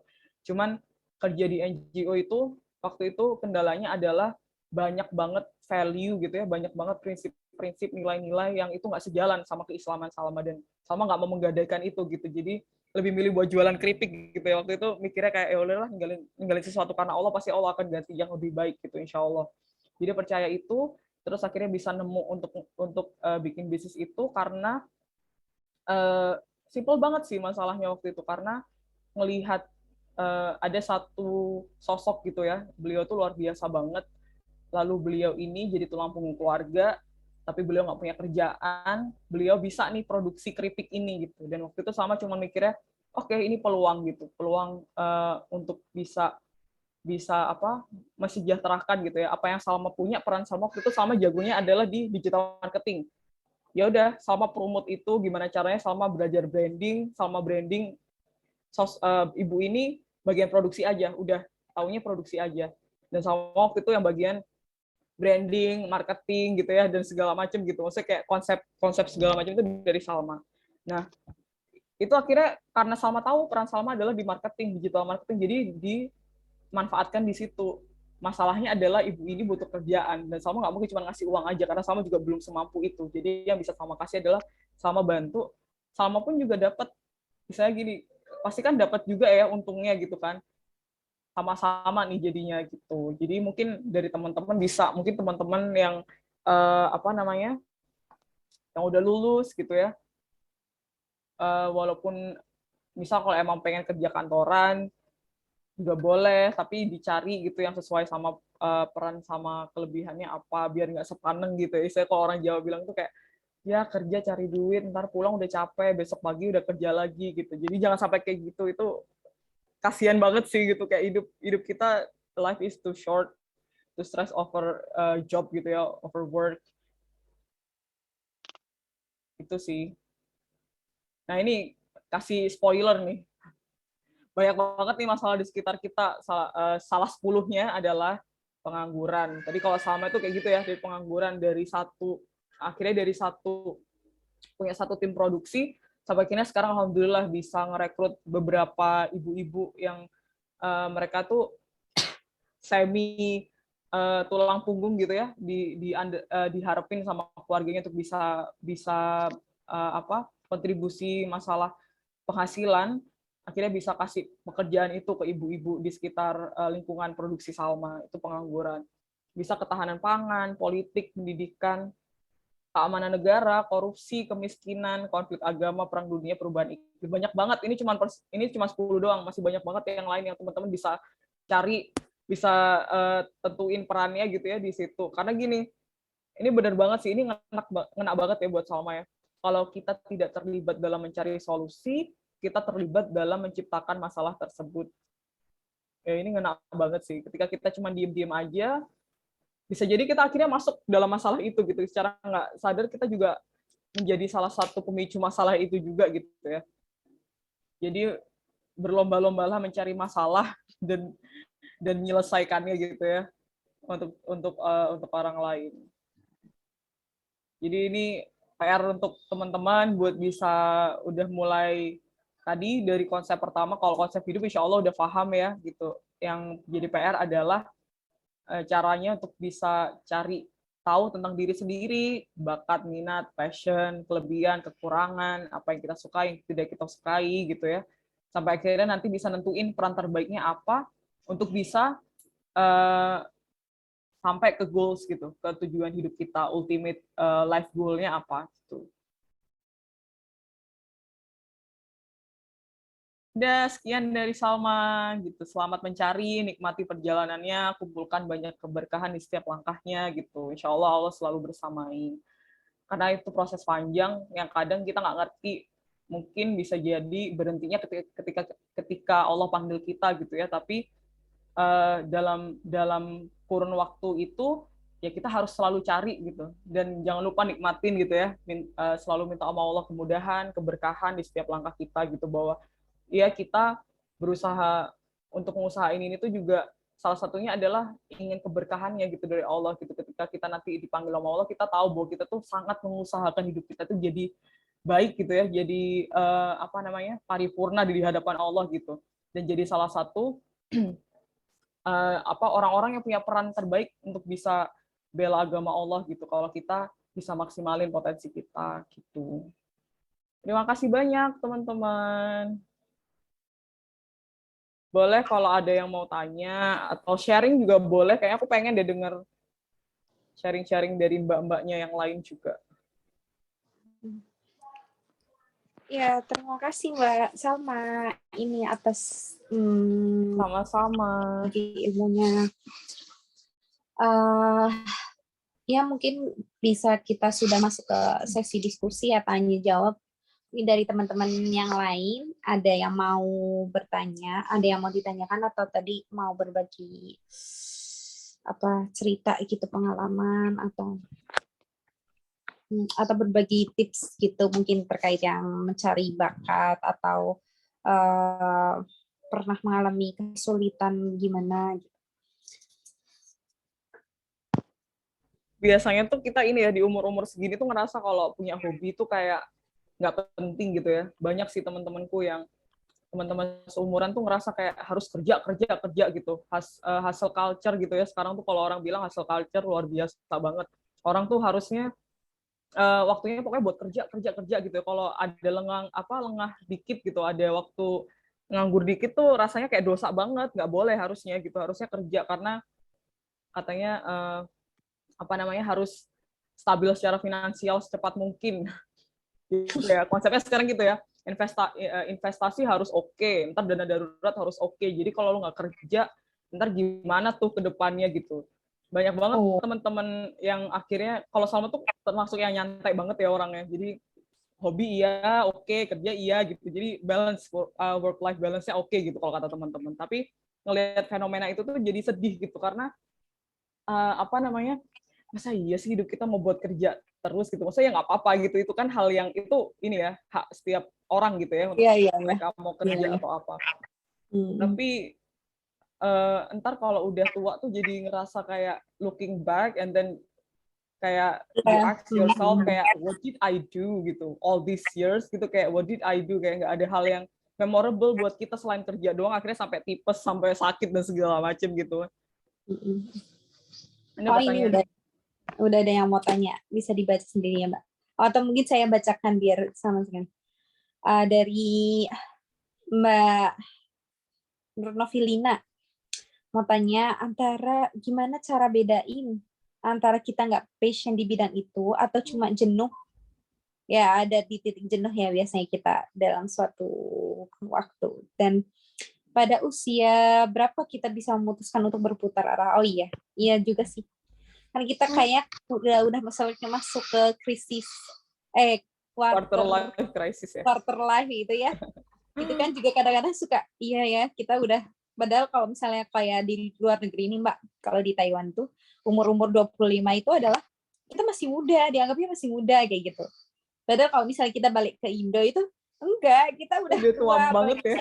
Harusnya udah gendong anak gitu ya kayaknya. Iya, kalau misalnya kayak tadi kalau dari sisi aku, misal dari Mbak Salma tuh bilang teman-teman udah di posisi yang harus cari kerja kayak gitu. Kalau di posisi saya tuh kayak kadang-kadang ini teman aku udah nikah semua, terus aku harus apa kayak gitu. Ini kayak keresahan para muslimah Indonesia gitu ya. Iya, kayak gitu kan. Terus habis itu kayak tapi ya masa mau galau terus kayak gitu. Nah, terus galau nggak menyelesaikan ya Mbak ya.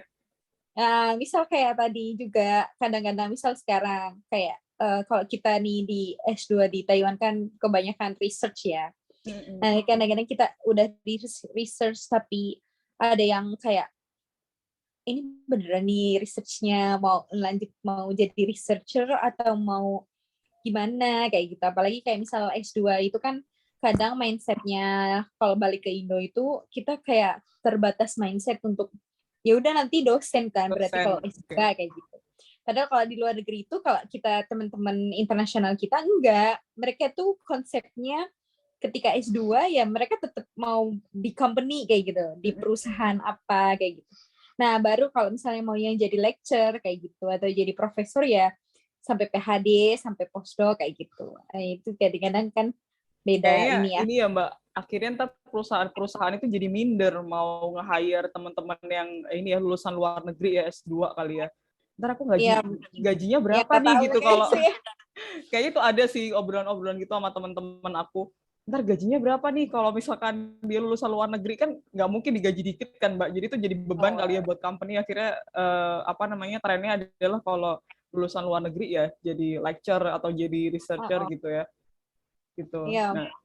Nah itu balik lagi itu mungkin aku jadi kayaknya jadi kemana-mana nih. Nggak apa-apa. Ya kalau ini kadang-kadang emang juga sama sih, kayak kita tuh bedain passion sama pas lagi jenuh itu berapa waktunya. Maksudnya kira-kira tuh ada batasan waktunya nggak sih kalau misalnya untuk membedakan? Kalau sebenarnya kita biar bisa kita pastikan ini tuh nggak bakat di sini, ngapain kamu terusin gitu kayak gitu kan. Nah, sebenarnya ini emang butuh waktu ya. Dan tadi aku bilang kan di awal, makanya harus di-assess gitu ya, sama diri sendiri dulu, ditulis gitu. Kayaknya yang ini yang lebih, kalau aku ngelakuin ini happy deh gitu. Happy-nya itu berapa lama, dan segala macam itu juga butuh gitu. Apalagi orang-orang yang punya hobinya banyak banget, biasanya kayak aku tuh bingung akhirnya gitu, kayak mau milih yang mana. Cuman untuk bisa ngebedain antara ini tuh sebenarnya nggak passion, atau cuma jenuh doang gitu ya, atau kadang misalkan burnout gitu ya, kalau apalagi kalau misalkan itu hal yang kita kerjain setiap hari kayak kerjaan atau apa gitu yang berhubungan sama itu bisa kita cek ini ya skala waktunya gitu. Misal kita punya target gitu, kalau aku dalam waktu misal 1 bulan tetap nggak ada perubahan gitu dalam segi perasaan gitu ya, tetap stres, tetap burnout gitu, udah ngusahain banyak hal gitu, oh berarti itu nggak passion gitu. Biasanya itu kerasa kok Mbak gitu. Tapi kalau passion, wajar kalau kita punya jenuh gitu. Walaupun itu passion, kita bakat pun, kita jago kayak apapun, itu tetap ada loh fase-fase di mana kita stres dan kadang kita nggak mau ngelakuin itu. Tapi kita tahu ketika fase itu fase itu akan sebentar banget biasanya, karena kita lagi jenuh aja. Kalau itu passion ya, kalau itu bakat kita, fase itu akan sebentar, karena kita tahu ketika kita balik kita akan cari itu lagi, kayak gitu. Tapi kalau nggak passion, itu biasanya udah diusahain banget gitu, udah cari segala macam cara, tetap aja kok nggak bisa sih gitu, kok tetap stres, kok tetap galau gitu segala macam gitu. Ini ya ada cerita dikit gitu. Jadi salah satu teman aku, dia keterima dia mikirnya waktu itu adalah passion dia adalah di fashion.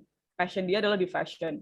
Dia udah pede banget tuh, bahkan dia skripsi pun juga bahas tentang fashion, hypebeast dan segala macam gitu ya. Akhirnya dia keturutan bisa kerja di salah satu retail gede di bidang fashion gitu. Karena gini, ekspektasi versus realita tuh beda ya. Ketika kita belum pernah ngalami itu sama kalau udah kan beda ya.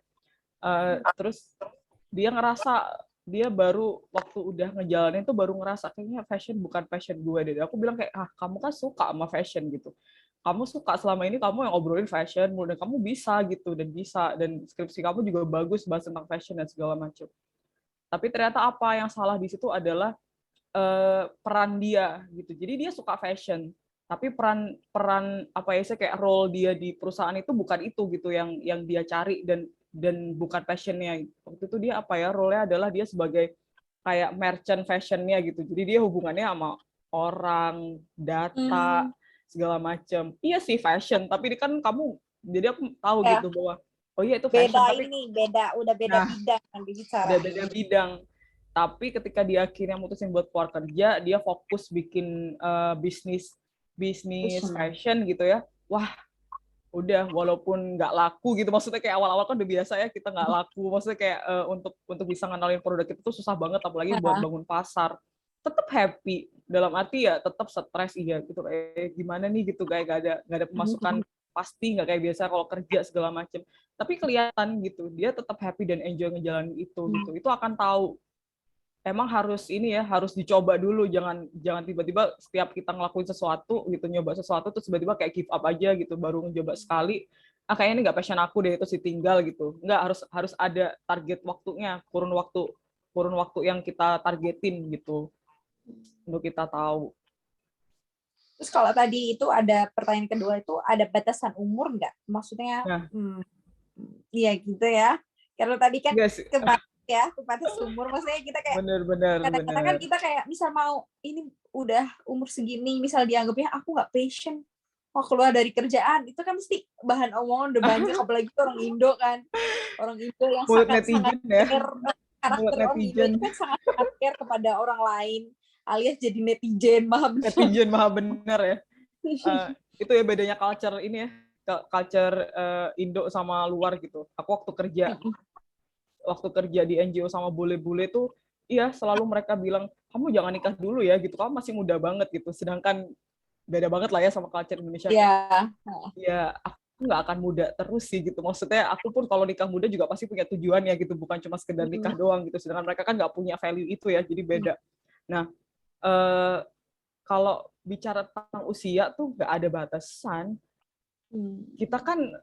Kita tuh gini ya, kita dikasih Allah timing masing-masing, ya kan? Kita nggak pernah tuh Allah tuh kayak semua manusia kalau udah umur 25 kalian udah harus nikah gitu kan, nggak ada kan kayak gitu. Bahwa kita semua dikasih timing Allah masing-masing, tinggal kitanya mau gali itu atau enggak gitu ya. Kita harus ikhtiar kan, pasti itu wajib ikhtiar gitu. Tapi sisanya adalah kita serahin ke Allah gitu. Kapan Allah akan ngasih momentum kita untuk itu tuh kapan gitu. Kadang misal kayak aku gitu ya, aku baru umur 23 tahun. 26 maksudnya 23 tahun itu yang lain lulus cari kerja, aku mutusin buat resign kerja. Orang kan udah kayak lu gila gitu, kayak ngapain keluar kerja, yang lain bingung cari kerja, lu keluar kerja segala macam. Itu udah heboh banget tuh, udah nggak karu-karuan tuh, orang udah ngomong apa segala macam gitu. Tapi buat aku, yang aku pikirin adalah umur aku masih segini, aku nggak, yang insya Allah aku berharap Allah kasih umur aku panjang. Kalau aku nggak mutusin waktu itu untuk keluar kerja gitu, aku akan stuck di situ dengan being miserable gitu ya. dengan tidak bahagia, dengan aku stres, dengan aku nggak enjoy sama hidup gitu. Nggak mau kayak gitu seumur hidup. Kadang memang butuh banget kita ngambil life decision tuh kayak, yaudah oke, aku keluar kerja, oke aku harus berubah gitu, oke aku ini itu tuh dalam waktu yang singkat gitu. Karena kalau kita biasanya nggak berusaha kayak gitu, akhirnya akan selalu stuck di situ, yang akhirnya nanti kita ini isinya cuman ngeluh doang gitu ya. Kok gue kayak gini sih, kok kerja kayak gini sih gitu lah. Kan punya pilihan. Kita dikasih sama Allah pilihan gitu. Dan nggak ada istilahnya kayak apa namanya, batasan umur ketika kita pengen ngelakuin sesuatu atau kita pengen nyoba sesuatu yang baru tuh nggak ada batasan.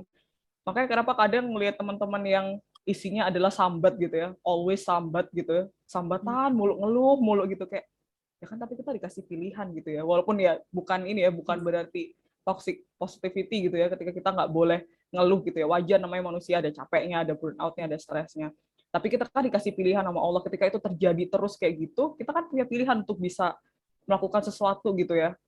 Ketika kita milih stay, konsekuensinya apa, ketika kita milih pergi, kita juga tahu konsekuensinya apa. Dan itu semua ya ada di tangan kita gitu. Tentu dengan pertolongan Allah gitu, kayak minta tolong sama Allah, dikasih kemudahan gitu, dikasih kekuatan dan segala macam. Jadi nggak ada batasan usia. Gini, kalau nanti insya Allah kita semua dikasih rezeki sama Allah buat punya anak gitu ya. Kadang tuh banyak parenting itu kan banyak ini ya, learning by doing-nya ya, daripada kita belajar sebelumnya. Masa iya kita mau membatasi diri untuk nggak belajar cuman karena udah ngerasa telat lo udah punya anak, padahal anak kita berhak banget buat punya ibu yang cerdas gitu ya, ibu yang istilahnya bisa apa ya, ngebimbing anak-anak kita dengan baik gitu, jadi madrasah utama gitu. Ketika kita limit itu sendiri, ya akhirnya kita nggak berkembang, dan akhirnya itu jadi ini ya, jadi ke anak-anak kita juga, dan itu kan kita tahu itu generasi selanjutnya kita gitu ya. Peradaban itu berawal dari keluarga, dari kita sebagai ibu rumah tangga. Jadi nggak ada konsep kita berhenti belajar, kita mau ambil haluan beda tuh nggak ada. Ketika emang itu yang terbaik, yang kita ngerasa terbaik, kita tahu konsekuensinya, jalanin aja gitu. Iya, boleh lanjut. Yes. Sekarang udah jam 10 ya di sana. Ya Allah, udah malam. Ya mungkin karena terlalu asik ya, sebenarnya ini nggak cukup ini. Iya, banyak. Ya nggak bisa untuk ini ntar kali ya. kalau udah nentuin tujuan, itu pasti ini harus secara teknis tuh harus bikin life plan, harus bikin kurikulum diri, harus bikin schedule. Jadi biar benar-benar ada outputnya gitu, nggak cuma teori doang. Karena kalau kita mau teori doang ya banyak, nonton di YouTube aja juga banyak yang bahas tentang tujuan hidup gitu ya. Next ikut ya, ini sekali terus habis itu kayak masuk telinga gitu. Nah, hilang udah. Hilang. Ya. Mungkin sebenarnya banyak ya yang banyak yang perlu kita persiapkan dari ini. Paling nggak kita kayak membuka open mind kita lah terhadap tujuan hidup, emang dibelokkan apa, kita mau seperti apa, mau karena hidup kayak misal kita tuh kayak sayang banget kayak misal kalau di usia-usia kita, apalagi muslimah itu terlalu banyak ngalauin karena jodohnya belum datang kayak gitu kan. No, big no. Potensi ya, kita masih punya banyak potensi yang bisa kita kembangkan kayak gitu. Nah, tadi loh tujuan hidup kita bukan nunggu jodoh loh. Oh iya ya, beribadah enggak. Tapi kalau udah dapet jodoh, kita itu udah setengah ibadah kita di hidup sih sebenarnya ya. Tapi kan setengah doang, setengahnya kita harus cari sendiri. Oh ya. Bener-bener. Ini jadi nyolot nih gitu. Ini ya udah gitu. Mungkin saya tarik kesimpulannya aja ya, secara singkatnya aja. Jadi kalau misalnya dari teman-teman kita, paling nggak kan tadi ya, kita udah tahu tujuan hidup kita itu seperti apa, dan kita harus memperluas gitu loh makna dari menjadi abdinya Allah kayak gitu, menjadi hambanya Allah. Kita konsep ibadah kita nggak cuma ibadah rutin, ibadah wajib, amal yaumi itu enggak, karena kita sebenarnya bahkan kita senyum, kita ikut acara ini aja, kalau misalnya kita niatkan ibadah, insya Allah ada pahala ibadahnya di dalam sana. Dan kemudian ada juga terkaitnya hak kekhalifahan itu, jadi paling enggak kita harus memimpin diri kita sendiri, kayak gitu kan. Nah, kita harus ngerti nih mau dibawa kemana, dan terutama kalau misalnya tadi terkait waktu itu adalah sesuatu yang riskan sekali, karena itu tidak akan bisa kita dapatkan kembali. Dan itu kayak ya udah, kalau misalnya hari ini lu nggak ngapa-ngapain, lu nggak produktif, ya udah lu rugi, kayak gitu lah ya, ibarat gitu. Nah gitu, terus habis itu otomatis kita pertama tadi biasanya mungkin nanti tadi katanya kita saya ingetin tadi ya janjinya Mbak Salma, tadi katanya mau ngasih mungkin contoh asesmen kali ya Mbak. Asesmen tadi terkait untuk menganalisis minat bakat, dan juga tadi mungkin terkait yang tes self development ya, mungkin bisa disampaikan di grup atau lewat panitia mungkin nanti. Boleh, nanti aku gitu. share ya. Karena itu penting, karena kadang-kadang kayak misal saya juga kayak kalau tadi Mbak bilang punya banyak hobi, saya juga mungkin 11-12 kayak iya, karena kalau saya belajar ini ya nyambung-nyambung aja, bidang ini nyambung-nyambung aja, yang itu pusing. Iya, benar-benar. Tapi akhirnya nggak ada yang fokus ya, Mbak, karena semuanya jadi diikutin. kayak dikit-dikit kayak gitu kan, Nah, itu nggak ada butuh yang banget tuh. gini kayak gitu. Ya Butuh mungkin banget nanti assessment. diperdalam lagi. Ya mungkin itu, terus habis itu sekali lagi, tapi yang mengenali istilahnya kita harus juga tetap semangat untuk mengenali diri sendiri ya, tidak kenal waktu. Kita yang namanya kalau ta'aruf, jangankan ta'aruf kepada teman ya, terhadap diri kan kita juga berubah, apalagi tadi buktinya lewat MBTI. Seperti kayak misal saya dulunya ekstrovert, tiba-tiba berubah jadi introvert kan, ya itu diri kita gitu kan. Nah itu mungkin itu terus di asesmen kontinuitas mungkin. Nah, salah satunya nanti mungkin kadang-kadang kan kita ya seperti iman ya, naik turun, mood juga naik turun banget, mood swing, apalagi cewek ya, mood swing banget kerjaannya.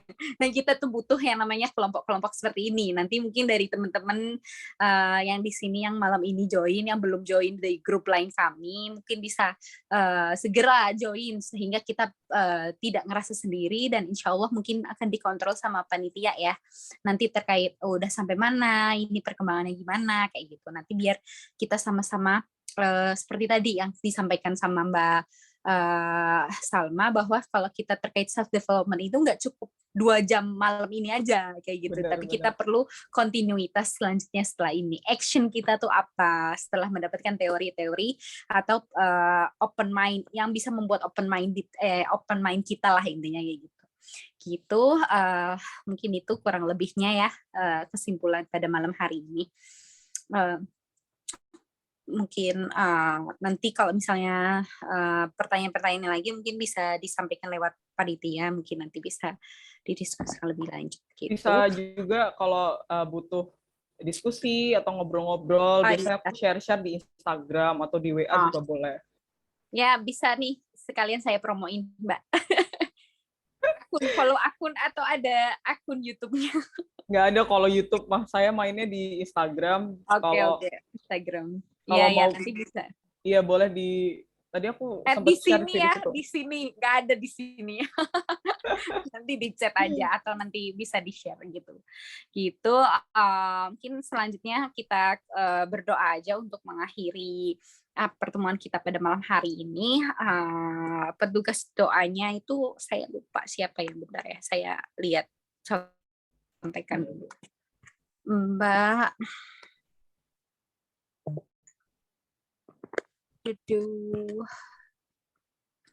Pak Purbandini.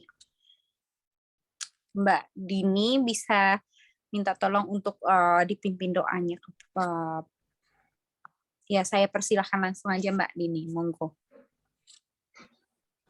Ya, Assalamualaikum warahmatullahi wabarakatuh. Waalaikumsalam warahmatullahi wabarakatuh.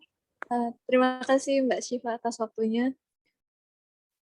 A'udzubillahi minasyaitonirrajim. Bismillahirrahmanirrahim.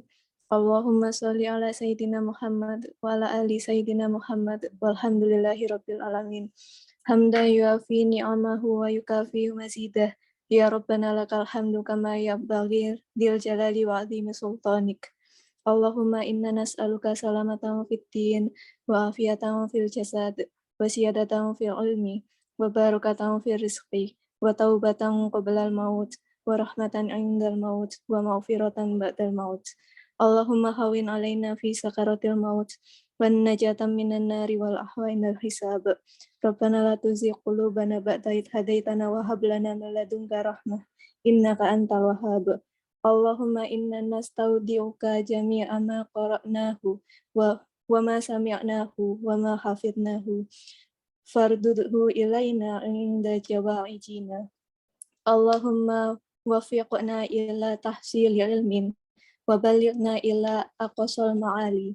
Allahumma fir lana dunubana wa liwalidayna warhamhuma kama rabbayana shaghira. Allahumma aftah lana futuhal arifin. Allahumma aftah lana futuhal arifin. Allahumma aftah lana futuhal arifin. Rabbana atina fid dunya hasanah wa fil akhirati hasanah wa qina adzabannar. Wa sallallahu ala sayyidina Muhammadin wa ala alihi wa sahbihi wa salam. Walhamdulillahi rabbil alamin. Bil barakatil Fatihah.